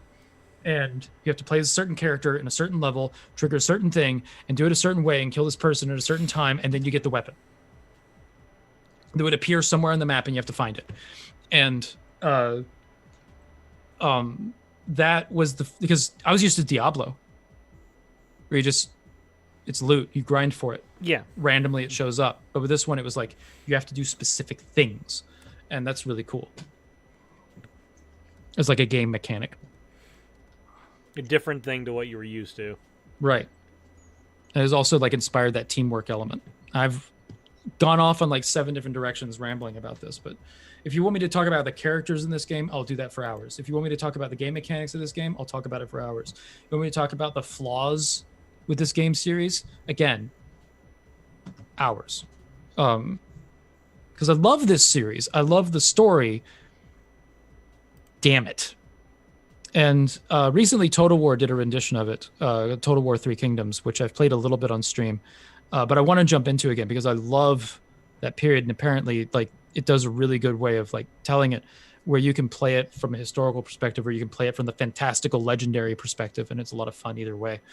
But I haven't gotten super into it. I want to play the fantastical perspective because Guan Yu being the man worth 1,000 soldiers is just a cool fucking thing. Like that, the way that the story is told is, and Dynasty Warriors embraces the mythical element where these like larger than life people are just mowing through. Yeah, that's why like Hyrule Warriors ended up working out so well, is because you've got characters who are legends in the Zelda franchise. Just right. Look at all the Stalfos. Let's mow them down by the billions. Right. And is there a character like how many characters can you play as in that game? Is like can you just like mow characters down as Zelda? Yes, like what? Actually. Jesus fucking Christ. Hold on, let's see here. Playable characters, Hyrule Warriors. Okay. So the playable characters in Hyrule Warriors are Link, Zelda, Impa, Sheik, Ganondorf. You play as Zelda and Sheik and have them team up? You can. You can play as Darunia, the guy who was leader of the Gorons in Ocarina of Time. You can play as Midna from Twilight Princess. Okay. You can play as Princess Ruto. You can play as... I'd rock some Princess Ruto. You can play as I'd do it. Fi. I'd level up Princess Ruto and beat the shit out of the game. That'd be my goal. But you can play as Fi from Skyward Sword, the living embodiment of the Master Sword. Never played. You can play as Lana, who's an original character for the story of the game. You can play as Agatha, who's the bug collector from Twilight Princess. You can play as... Vaguely remember that. Twilight Midna, which is Midna not in her small form, but when she's actually the Twilight Princess. Right. You can play as Link from Majora's Mask. So young Link, who has the masks, and he bounces between like the Fierce Deity mask and stuff to fight. You can play as Tingle from Majora's Mask. Fucking Tingle? You can play as the King of Hyrule from... you can play as Link from Wind Waker, alongside Ocarina of Time Link. Well, they're different people. Yeah. So you can play as Skull Kid from Majora's Mask. Hell yeah. You can play as Linkle, who is female Link. Okay. I'm not even kidding. Is this a female Link from a game? From this game. She's original to this game. Oh, okay. Like, it was literally people... I thought that Link was a chick when I first bought the game. I thought if that was Zelda. Imagine if Zelda was a girl. It was like Legend of... Yeah, exactly. Actually, here, I'm going to show you a thing on... Because like that hat, I thought that was like hiding her long hair. Yeah, check Discord. And then I was like, what's up? That be Linkle. Okay, no lie. Okay. In fact, actually, here I will continue my narration for the audience, but there's the link for the Switch version of Hyrule Warriors. You can also play as Girahim, who was Demise's sword, Tetra, who is the Zelda from Wind Waker, Zant, who was the villain of Twilight Princess until Ganon. Just listing shit off. You can play as Medley, who is one of the sages from Wind Waker. You can play as Marin, from Lon Lon Ranch. You can play as Ravio. Hell yeah! You can play as Princess Ravio. Ruto and Marin teaming up. You can play as Ravio, who is the Link from the Dark World, who sells you all of your shit because yay capitalism and Link Between Worlds. You can play as Zelda from Wind Waker. You can play as Yuga, who is the Dark Ganon from... Dark Ganon. Ganon's already fucking dark. But the mirror opposite of Ganon in Link Between Worlds. And then Sia, who is the villain of the game. Volga, who is one of her subordinates. And Wizro, who is an old enemy from an old Zelda game, but also one of her subordinates in the story of this game. This is so wild. Yeah, that's a lot of fucking playable characters. And guess what? Because it is a Dynasty Warriors clone, it is also multiplayer. It is It is couch co-op multiplayer. I might get a Switch for this, just because reasons. In fact, actually, I need to get this game. I'm gonna see how much this game is. What is I wonder what is it still Koei making stuff? My internet is terrible right now because we're streaming, but Koei Tecmo? Yeah. Yeah. Let's see. Warriors Orochi, Samurai Warriors, Dynasty Warriors 8. Let's see what else they've made. Let's see here. We're gonna go. We're doing research just on stream, like casually. I'm looking on Amazon how much Hyrule Warriors is on Switch. It is still $50. That is unfortunate. Because of course it is. That sucks. I would love a copy of Hyrule Warriors. I got to play it at Battle and Brew a few months ago with Raz, and it's really fun. Oh god, I forgot about Battle and Brew. Is that still a thing? Yeah, it's still a thing. Wow. Yeah, Battle and Brew is still a thing. They're actually even open. They just have COVID specifications through. Let's see. Action games. Dynasty Warriors. I remember Dynasty Warriors Gundam. Yes, my friend Bobby actually had a copy of that on the 360. No, he had it on PS3. And he played the shit out of it. I played Kessen 2. That was a big thing. RPG, sports games. Wait, but where's Dynasty Warriors 8? In a bin somewhere, maybe. Dynasty Warriors 1 through 9. There was a Dynasty Warriors 9? Apparently so. Ocean over here, like, they just haven't done any Dynasty Warriors. Dynasty Warriors. Keeping on, keeping on. No. The last one I was familiar with was 8. I played 8. But I didn't know that there was a 9. Yeah, so they made one game. Yeah, there's a 9. There's the... I wonder what other... Oh, fucking... They also made a Persona game as well, I believe. It was released in 2018. Released on Steam. You had the ability to look for it. I have the ability to play it. Yeah. I might stream that. Just to fucking, like, figure it out. Just to scream. Let me know in the chat if you want me to stream that and yell at it.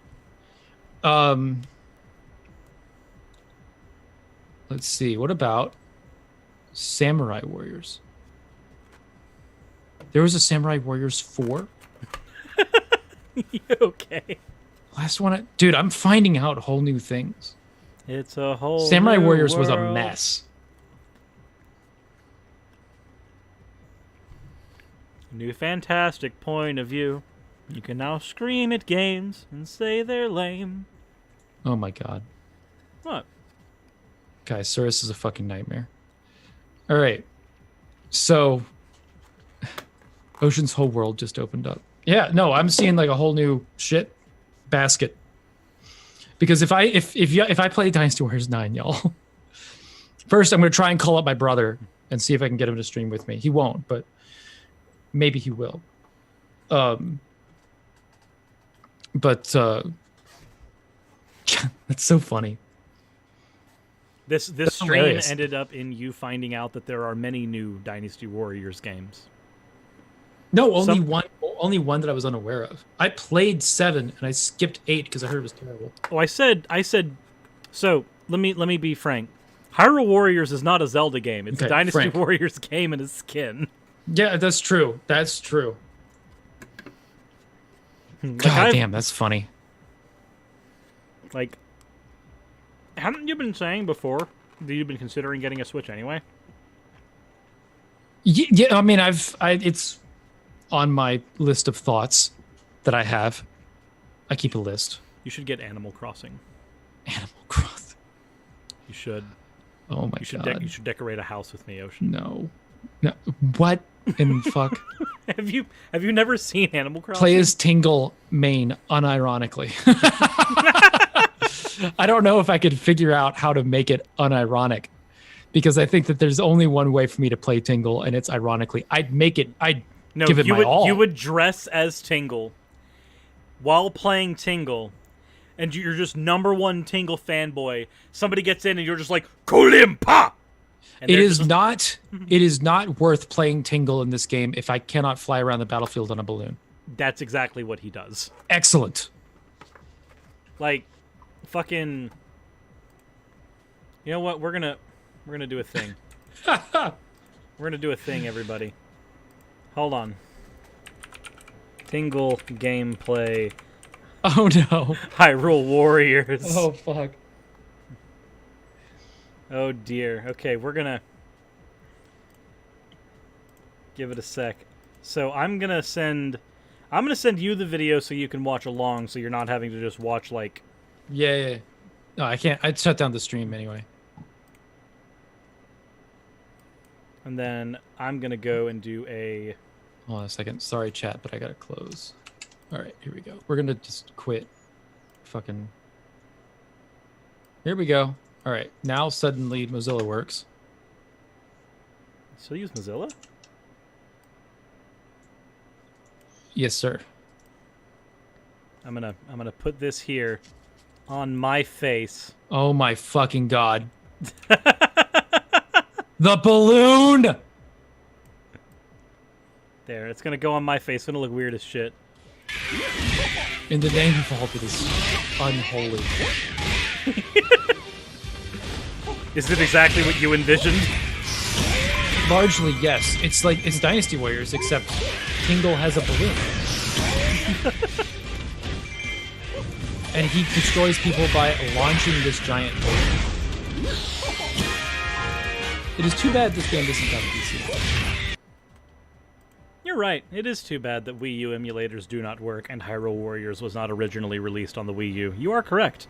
Wait, are you serious? I'm dead serious. Wait, it doesn't work? No, it does work. Wii U emulators okay. totally work.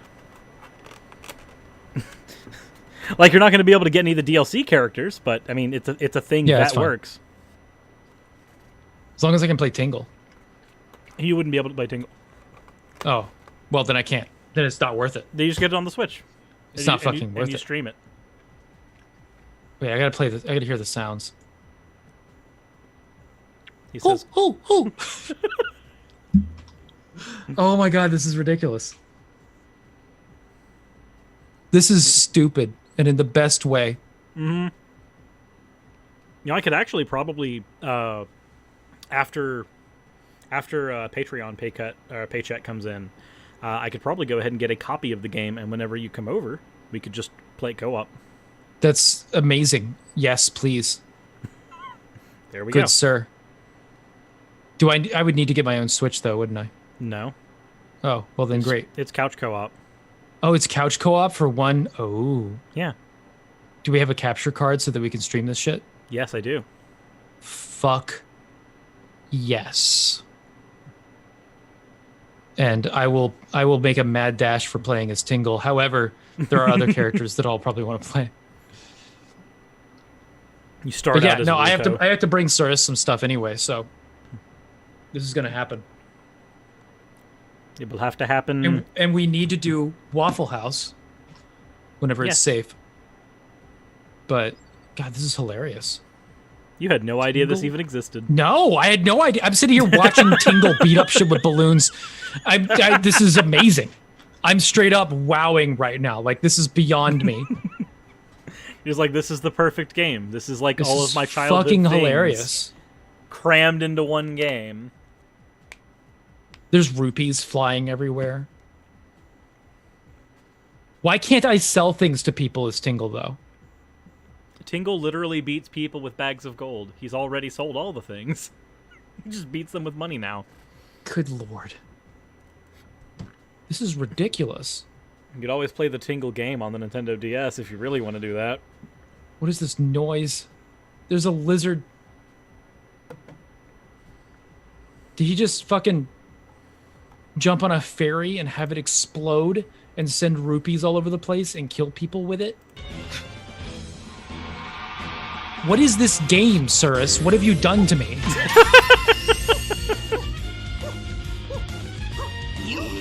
There's a couch stream incoming, J4D. Hell yes, there's a fucking couch stream incoming. Can we be on camera for that? Easily. You'd have to help me finagle things for it. Oh yeah. No. I was actually going to see if, I have no idea how to set up a camera service. I have no idea. Yeah, you've never done that before, have you? Never have. I was actually going to see if whenever you head over, you might be able to help me like get this lighting figured out a little better. No, we can do that. Make it look. There's rules that you need to know. I'll tell them to you. Okay. Cool. Because this lighting that I have right now, how many lights do you think I'm using? I believe you're using 2. No. How many? A single one? Single light. I am currently using 1, 2, 3, 4, 5, 6. Yeah, that's the problem. They're just in different areas. Yeah, and I think some of them are fine, but we gotta figure it out. Hold on, we're just gonna. Hold on. There we go. I can, however, set up a second light if I want to do this, but if I need more light on myself, but I don't right now. We are now blue. We will be blue for now. Also, it is so much easier for me to change lighting now for whenever we want to do that again for Dono streams. Just like, hey, somebody wants red, I can make us red, I think. I said it would be easy, and then suddenly the remote control Jen is straight working. up raging in the chat that it's not red anymore. Hold on. There you go. Are you happy, Jen? Is this better? This seems more functional now, right? This is what you're looking for.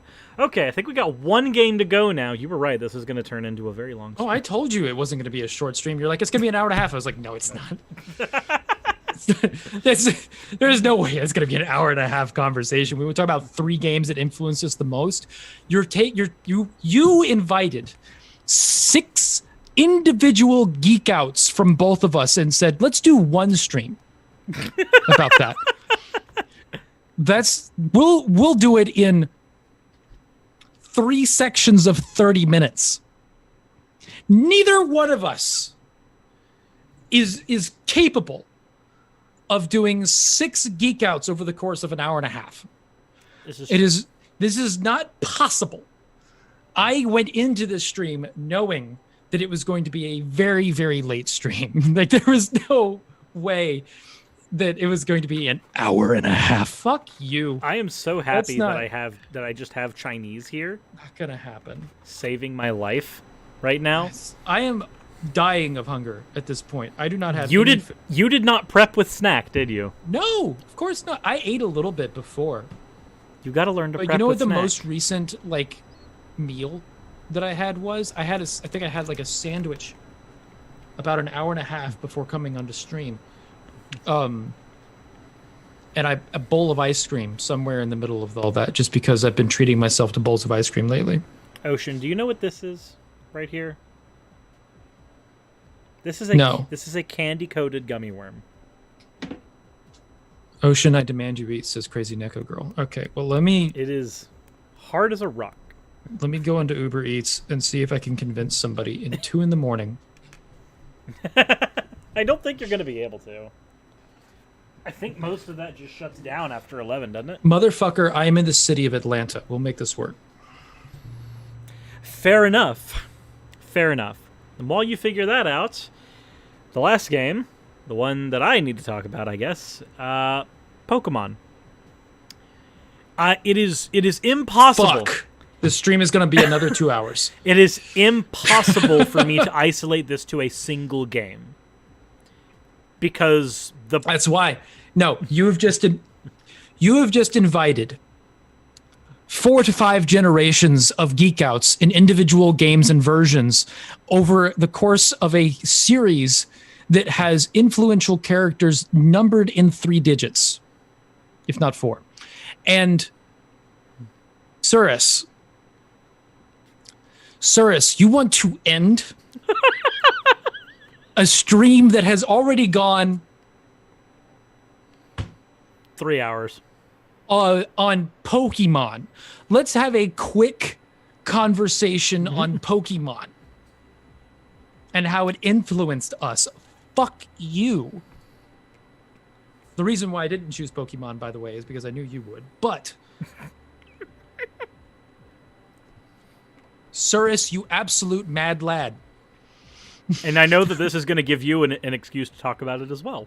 Exactly. That's why I didn't pick it, is because, fuck it, Surus is going to say it. That means I will rant about Gen 2, by the way.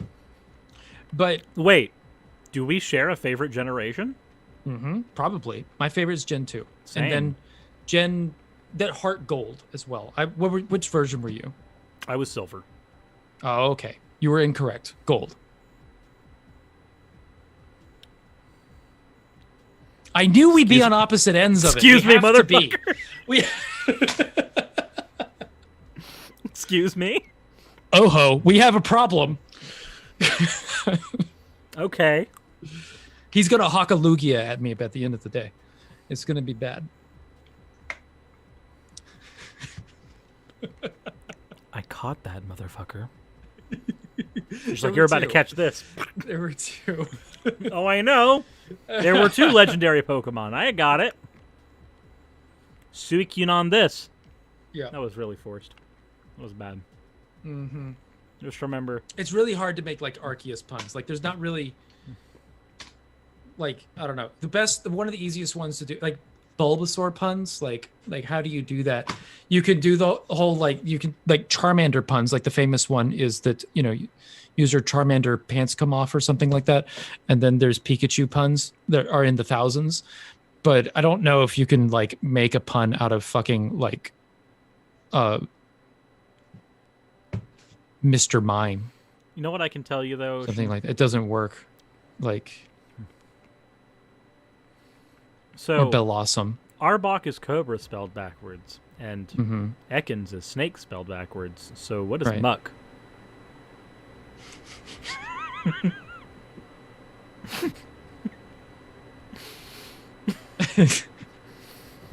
Now I'm having flashbacks to the first time I ever learned what the word "cum" meant.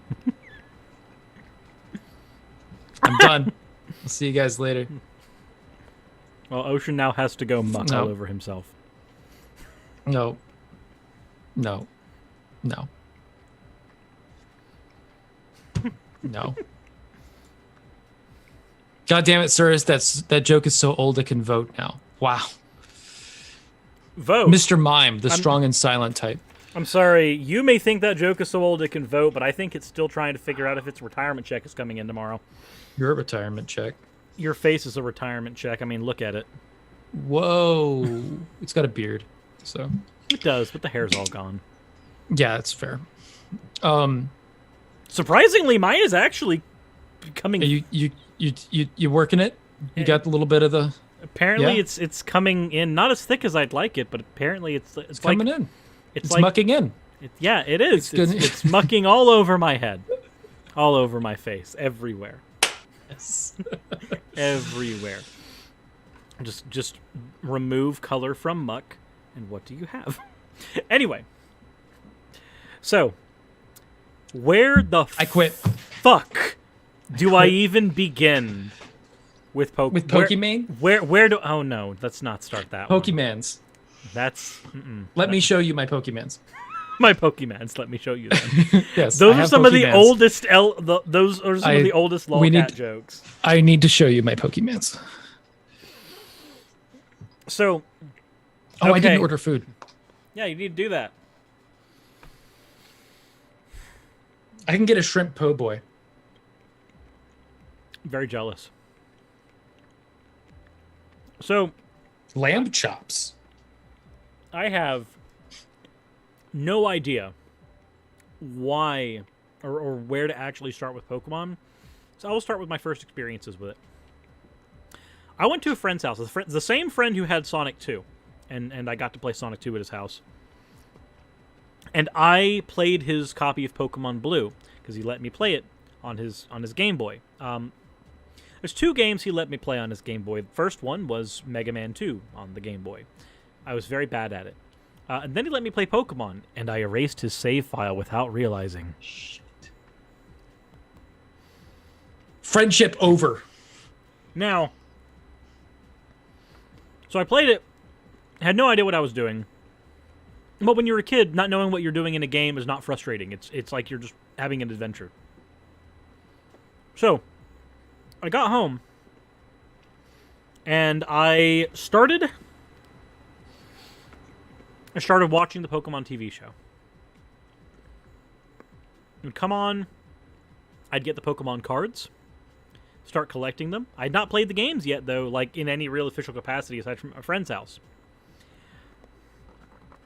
So, come Christmas time, Game Boys were sold out where I was. I originally had a Game Boy, like a black and white one, but I wanted to get a Game Boy Color for playing Pokemon Yellow. My first Pokemon that I owned was Yellow. My first one was red. So, my mom got me Pokemon Yellow and the Game Boy, but she wasn't able to get them immediately. She had to wait for them to actually come in because the store was sold out. She had to actually wait about a month to get it. Somewhere in this time, I got grounded. I was a big fan of Pokemon and Dragon Ball Z. Two shows that at the time, at least Pokemon, had a decent episodic story going on, and then, of course, Dragon Ball Z did. I got grounded, unable to watch either of those shows. But after about a week, the Game Boy comes in, and I get my late Christmas present in the Game Boy and get to play Pokemon Yellow. For 3 days, I am playing lots and lots of Pokemon Yellow. Enjoying the hell out of it. Getting stuck in Viridian Forest, having no idea what the fuck I'm doing. I get a strategy guide later and start learning how the game actually works. But then my mom notes to me, hey, you haven't turned on your TV in a few days. Are you just really enjoying that game? To which I turn to her and go, Mom, I thought I was still grounded. Like, I thought that I was grounded but allowed to play my Christmas present, but otherwise grounded. Right. And she's like, no, I thought you would know that if I was letting you play video games, you could watch TV. Oh. And I remember yelling, not like yelling like angry yelling, but like that. Like what? The child just like everything comes to fruition. Mom, do you know how many episodes of Dragon Ball Z I've missed? Because at this time, if memory serves, we were building up to the Frieza arc in Dragon Ball Z. Oh shit! So like a lot of missing episodes was kind of a problem. It's a big deal, especially since you can't go back. You know. Also, I have a shrimp po' boy and calamari coming to my door. It is mucking to your door.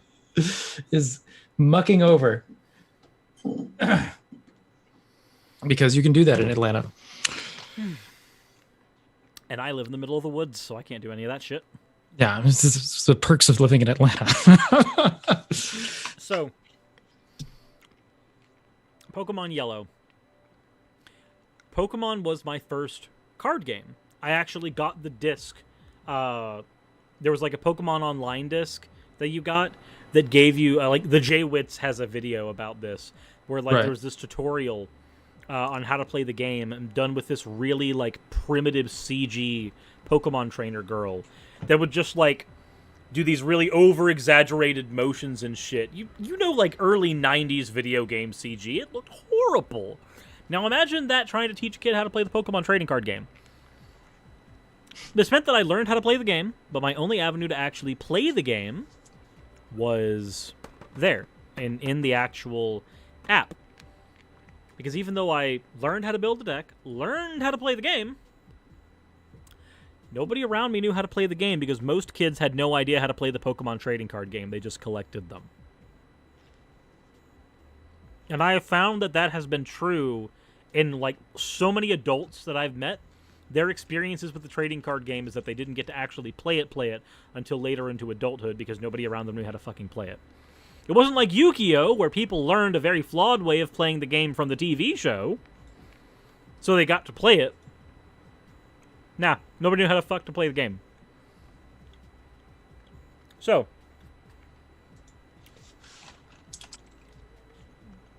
Pokemon was an experience unlike any other. Because unlike Sonic, unlike World of Warcraft, unlike most other games that existed, and even still exist now, Pokemon was a game that you absolutely could not escape. It was on TV, it was toys, it was cards, it was video games. It was promotion in everything. Remember when the movie came out? Yes, I went to the movie and saw it in theaters. I didn't. But they ran out of Ancient Mew cards, so I didn't get my Ancient Mew when I went to the movie, and I was so pissed. I remember I finally got possession of the Ancient Mew card. I don't know where it is anymore. So, I'm just, as a kid, there wasn't a single aspect of my life that was not able to be touched by Pokemon. And because I was a kid with an overactive imagination, I thought that I could go out in real life and catch them. So, Burger King releases these Pokemon tops, and they're in plastic balls that actually have, like, belt hooks. Haha, balls. So I got a bunch of plastic Pokeballs this way and attached them to my belt, and would actually go out dressed like a Pokemon trainer trying to find Pokemon as a child. As the one white kid living in a ghetto, mind you. So you can imagine how well that went over. Man, did you get beat up? Yes. Dude, you have no idea. I know how to fight because I got beat up. Like, the amount of lost fights on my belt. Just fucking... Damn. But... That's funny. And, like, not only did you have, you know, the movie, the TV show, the trading cards, the toys, the video games, then you got, like, Pokemon Snap and the Blockbuster kiosks, where people could take pictures of Pokemon in Pokemon Snap, go print them out at Blockbuster as real pictures. See, I didn't do any of this stuff. And you just... I lived out in the middle of goddamn nowhere. When I was growing up, I was a mountain boy. Mm-hmm. I'm not cultured. I don't these experiences where you're talking about like going to Blockbuster and printing things out. I'm like, we had one movie gallery, like there wasn't in a town that wasn't close by. It was I lived out in the middle of nowhere, my dude. So and Blockbuster, you want to find a Blockbuster near where I grew up? That's some city slicker shit right there. Yeah, exactly. Like that's Blockbuster was in areas where there was this thing called population. So I got to it was a point where like there wasn't an aspect of my life that was not affected by Pokemon in some way. It was impossible. And all of your friends played Pokemon in some capacity. They either played the card game, or they had some of the board games like Pokemon Sorry or the Pokemon Adventure board game that was hard as shit to play. Or they had like a Pokemon Tamagotchi, because there were little Pikachu Tamagotchi things. Oh my god, those things. Or oh good lord, they had Pokemon Stadium on the N64, or they had the actual Game Boy games. The amount of ways that you could use Pokemon as a medium to interact with people was insane. Now, granted, as insane as all this shit is, all this happened early enough in my childhood where I, didn't get any of that actual interaction.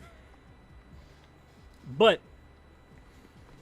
the avenues of being able to, like, go to your friend's house and trade Pokemon cards with them, the ability to battle with your friends, or, like, when you discovered a cheat, like a duplication cheat, the missing no duplication cheat from Red and Blue. When you discovered that and you got to tell that to your friend and went, hey, dude, we can have, like, millions of rare candies. Do you want me to show you how? Like, shit like that, that is foundational. The missing no. So, it is hard for me to This is why there's not a short way to discuss Pokemon. There's not, because there's not an avenue. Because as soon as you bring up something like the missing no, first, that's hugely influential.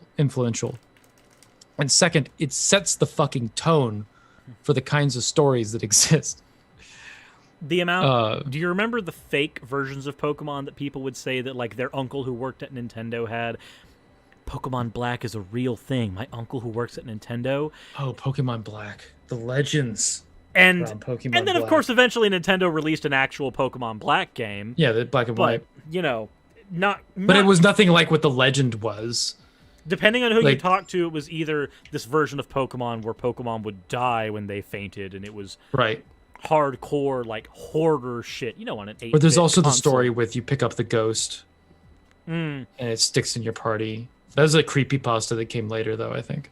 Yeah, I don't know if that's based on an earlier oral tradition, but are we gonna get mythicism? Oreo tradition? That is just say what? Say what? Are we gonna get mythicism in Pokemon? No, dude. But seriously, the stories around Pokemon Black is a great example for oral tradition and what happens to it, because, like Pokemon Black is like this legendary Pokemon game that didn't exist unless somebody modded a fucking cartridge. But we were kids. None of us had the ability to do that. Yeah, none of us had the ability to do that. Nobody was doing it. You know what I mean? But sometimes weird mythical things would happen to Pokemon games as well, especially in Red and Blue, because they were glitchy as shit.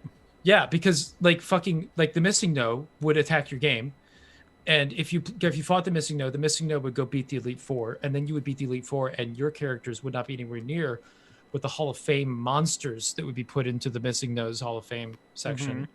Like there is this like level 345 Snorlax or the missing no itself, and good lord, the horrible things that would happen to your game if you captured the missing no. Actually, so it turns out there was a way to avoid all the horrible things when you captured a missing no.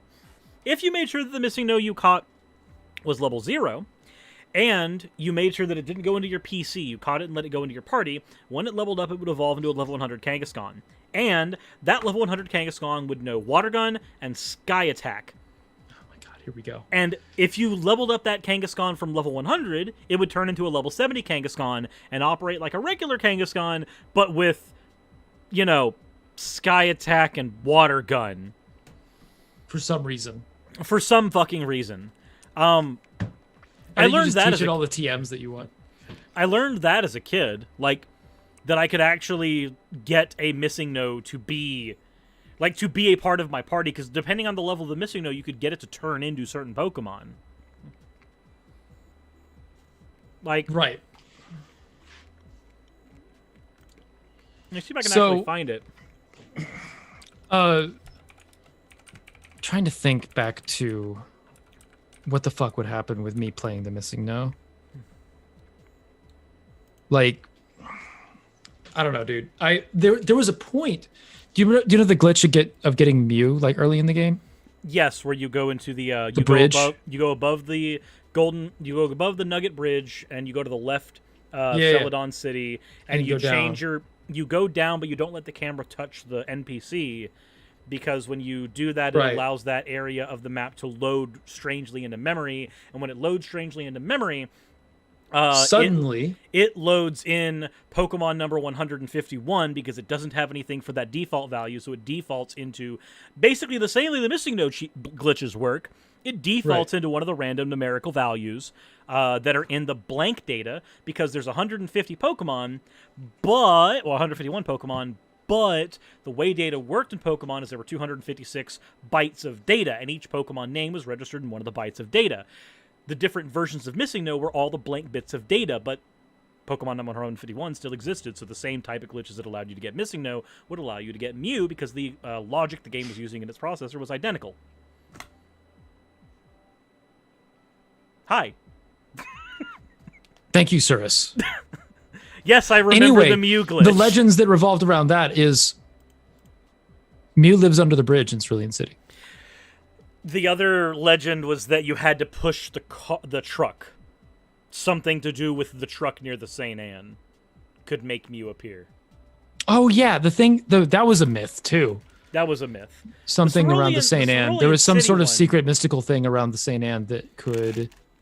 Yeah, there was stuff like if you waited 100 hours, it would count as a year in the Pokemon game time, and St. Anne would come back, and Right. all this other weird shit. Oh, there was so many things about that. Like, could you get that to happen? And it'd be awesome if they put all those little Easter eggs in there, so if some of those things were true, but didn't happen. So so good question in the chat. First starter Pokemon. You could do a whole stream on this. I also love that Jake 4D in the chat was like, for some reason is known, limited number of bits, and never mind, sir. It's explained it. Say what? Jake What? in the chat was about to explain how the missing no glitch works and why it functions, and then he's just like, never mind, sir. It's explained it. Cirrus is just he's gonna go off. Like, that's what's gonna happen. Cirrus is just gonna talk. Like, I know this thing. It's been. He's gonna. Have you he's gonna seen say my all area? the things about it. Yep. See, I wasn't looking at your screen when you said that, so I didn't know what you were doing, and I was concerned.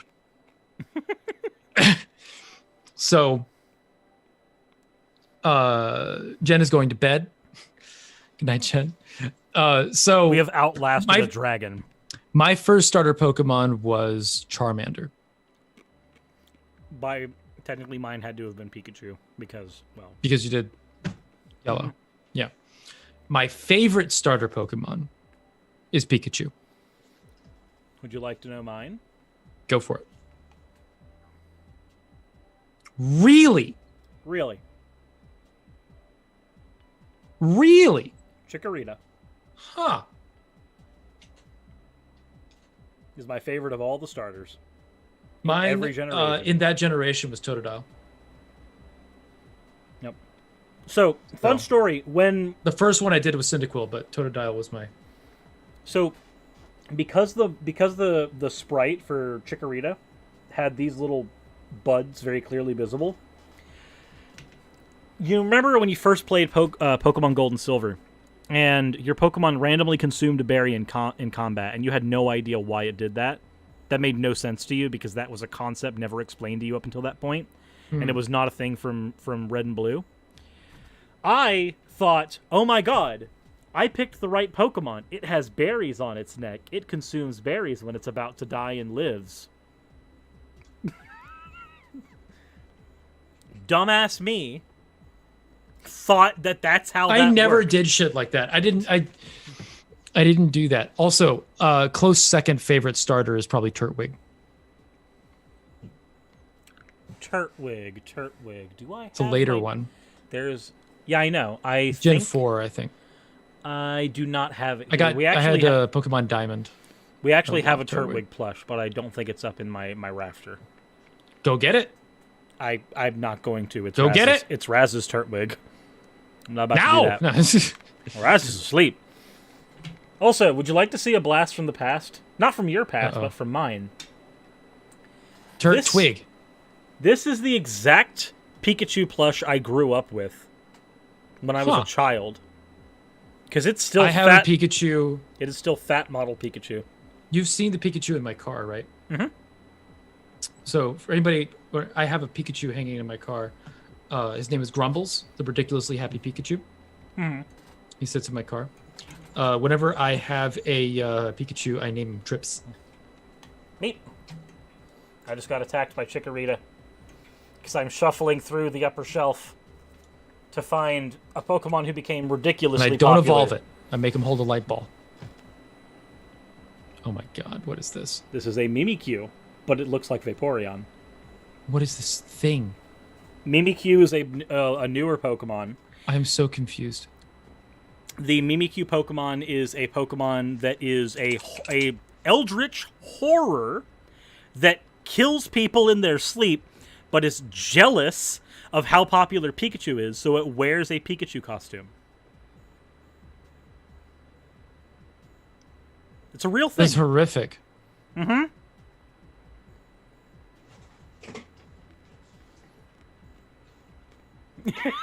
Are you okay?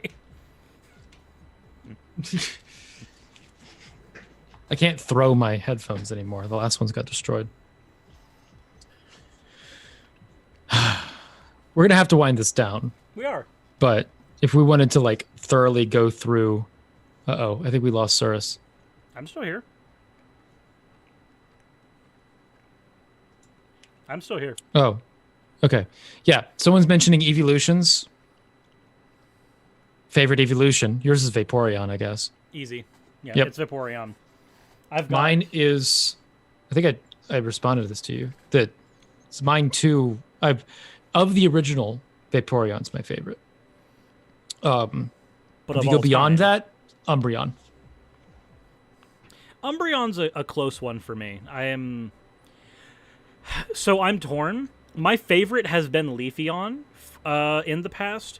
The problem is that Leafeon is so abysmally bad as an actual, like Pokemon, right? Yeah, as a functional Pokemon, that me liking the design of Leafeon does not make me like Leafeon as much. Win with the Pokemon you like. Always win with the Pokemon you like.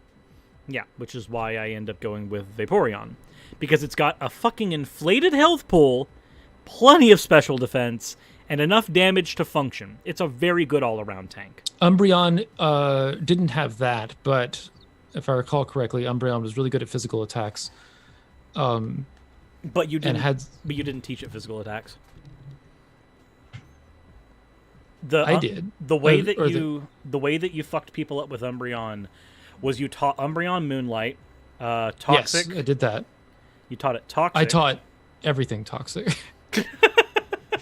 So my thing. All right, so Toxic. My favorite Pokemon overall is probably Nidoking. Which I would teach Toxic, and a Nidoking with Toxic and some of the right moves is so destructive. It's fun. Go play Pokemon Yellow. Mm-hmm. Get a Nidoran male, evolve it into Nidorino at 16, and then immediately Moonstone it into a Nidoking. Mm-hmm. At level 20, it learns Thrash. And you can just pile it through Yellow. This 90 power fucking move that only uses one Pokemon point to... And then the rest of what you do, you can teach it TMs as you find them. Yeah. Because there's a TM for Earthquake. Teach that to him. And you can... Nidoking was the most versatile TM Pokemon. Yeah, Nidoking and Nidoqueen could both learn, like, they could learn Strength, they could learn Surf, they could learn fucking way too much shit. Yeah. Now I had a Nidoking was Surf, Toxic, Earthquake, and then I'd throw in another thing that was random. But he was like a fucking damage dealer, my Nidoking, back in the day. So whenever I would do duels and all that shit, my Nidoking was always my fucking trump card because nobody knows how to deal with poison Pokemon. So I would have a Nidoking and a Gengar, and both of them are poison. And, you know, what you do is like a lot of people back then, they'd lead with their Psychic. So you just beat up powerhouse. Right. So you open with like your Dark or, you know, something that can handle Psychic. Like if you have a Venusaur or something like that, you rip apart the Psychic Pokemon. And then after that, you hold your poison Pokemon until fucking last. And then when it comes out, the Psychic Pokemon's already dealt with, and there's nothing that can handle. Vaporeon was really good at dealing with Psychic types because Vaporeon had such high special defense. Special defense, yeah. So you, just you get something with shit. high special defense, right? Like, so, you know, yeah. And you rip shit up. Okay, Yumi, you're making it very hard to do anything. Are you just going to eat my rice? Okay. Straight up attacking. It's done. She's just... Oh my god, Yumi. I told Surus that this was going to be a 24-hour stream. You didn't say 24-hour. I just said it wasn't going to end. This is the stream that never ends. Goes on and on, my friends. First thing that happened is they started talking about Pokemon. No, that was the last thing. That was a mistake. Yeah, no, you brought up Pokemon last. We could have moved on from Pokemon, but now instead of here, we're like, all right, we're going to talk about Pokemon. But there's always something else to say about Pokemon. Always. There's a story. There's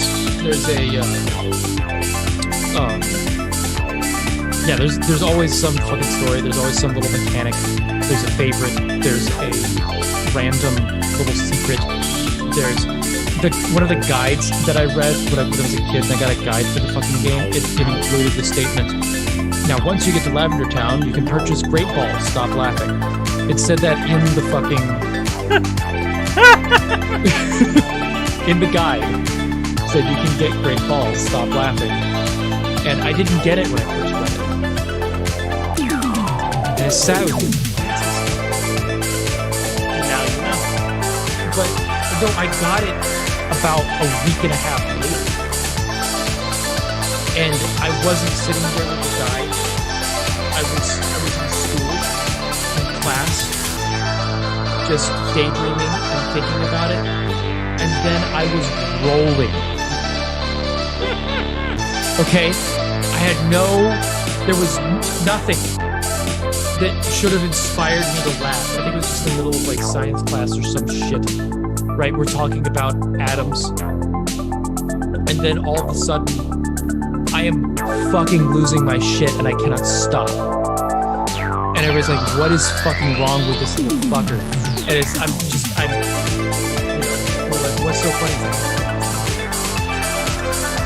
I'm not gonna something that I get the joke now. It's like my dad actually told me a story about a joke that happened like that to him, where he was like, what is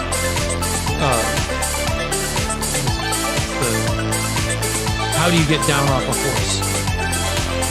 And the answer to the joke is you don't get down off a horse, you get down off a duck. And he didn't get it.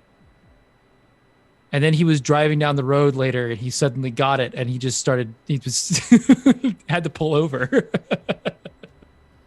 Because when you duck, you go down. No. You get down feathers off a duck. Horses don't have the feathers. God damn it. So he's like, how do you get down off a duck? Can't get it off a horse. And he had to pull over the car. By the way, you remember that random ass missing note that I was talking about? I just sent you. the Bulbapedia article on that missing note. You sent me the Here, look at its dumbass. Bulbapedia. Let me tell you a fucking story. This is its move set that it learns. It has pound. It has water gun, sky attack, and pound. Why? First evolution unevolved. If you get it to level 0. Yep. Oh my god, this is so weird. Turns into Kangaskhan. That random ass thing that I said, that wasn't just some fever dream from my childhood. That's a real mechanic. It's so dumb. The Kangaskhan with sky attack, Ocean, It's and got water. No, gun. I mean missing nose type is bird. Yeah, but it turns into normal when it becomes a Kangaskhan. It Right. loses the bird typing. It says it has an evolution into a fucking Clefairy.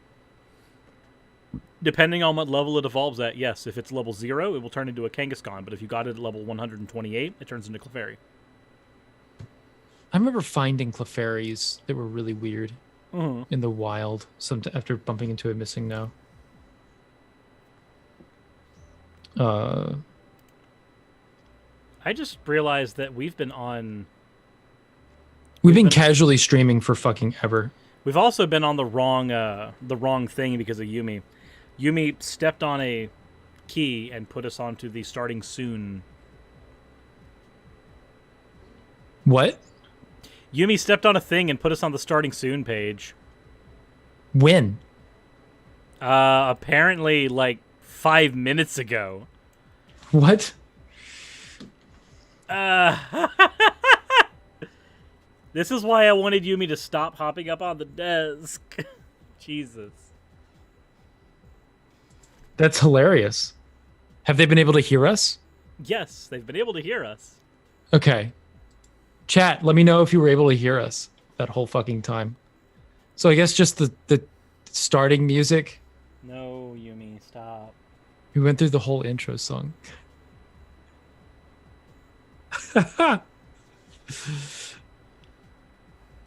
Yumi is now our DJ. Yumi is now the DJ. Yeah.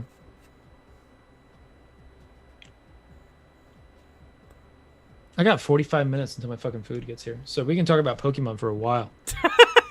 No, we need to wrap up. No, we're going to talk about Pokemon for another 45 sitting- fucking minutes. We're sitting at almost 4 hours for a Hammered Out. This is unprecedented. Yep. You know what I told you would happen, Cirrus? So now are you holding me hostage on the stream? We started hearing you when Ocean started talking about ducks. Yes, you get down off a duck. You don't get down off a horse. You get down off a duck.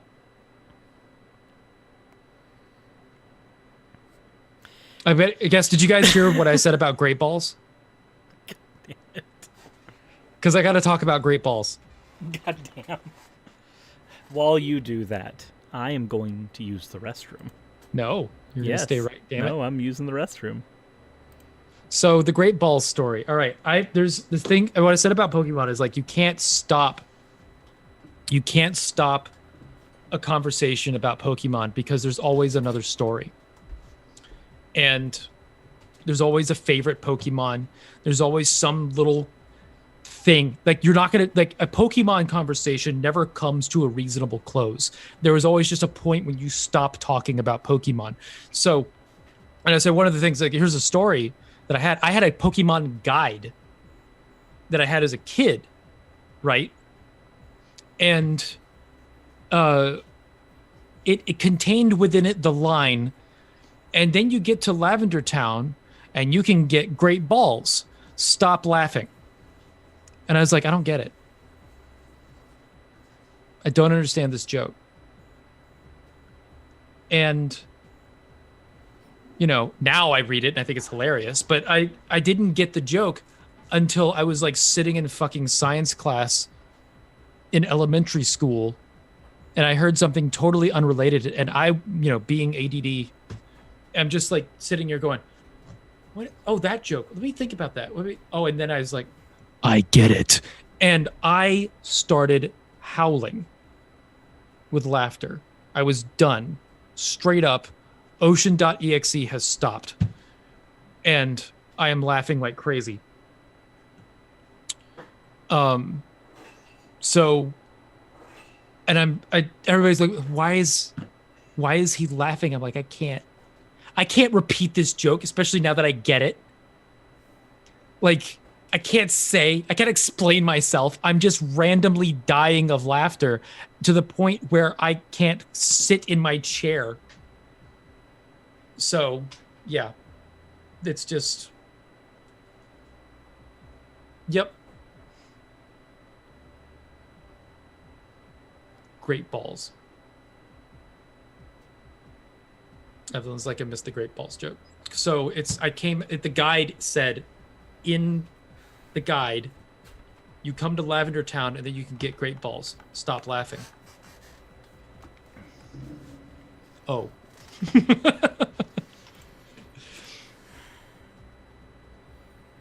Hi, Ocean. I've been talking about balls. I'm sure you have. Yes. There are Pokeballs. There are great balls. Ultra balls. Ultra balls. And then Master balls. There are also... But there's only one Master Ball. There's also Love Balls. Ooh. Lure Balls. Ooh. Net Balls. Ooh. For catching tentacruels.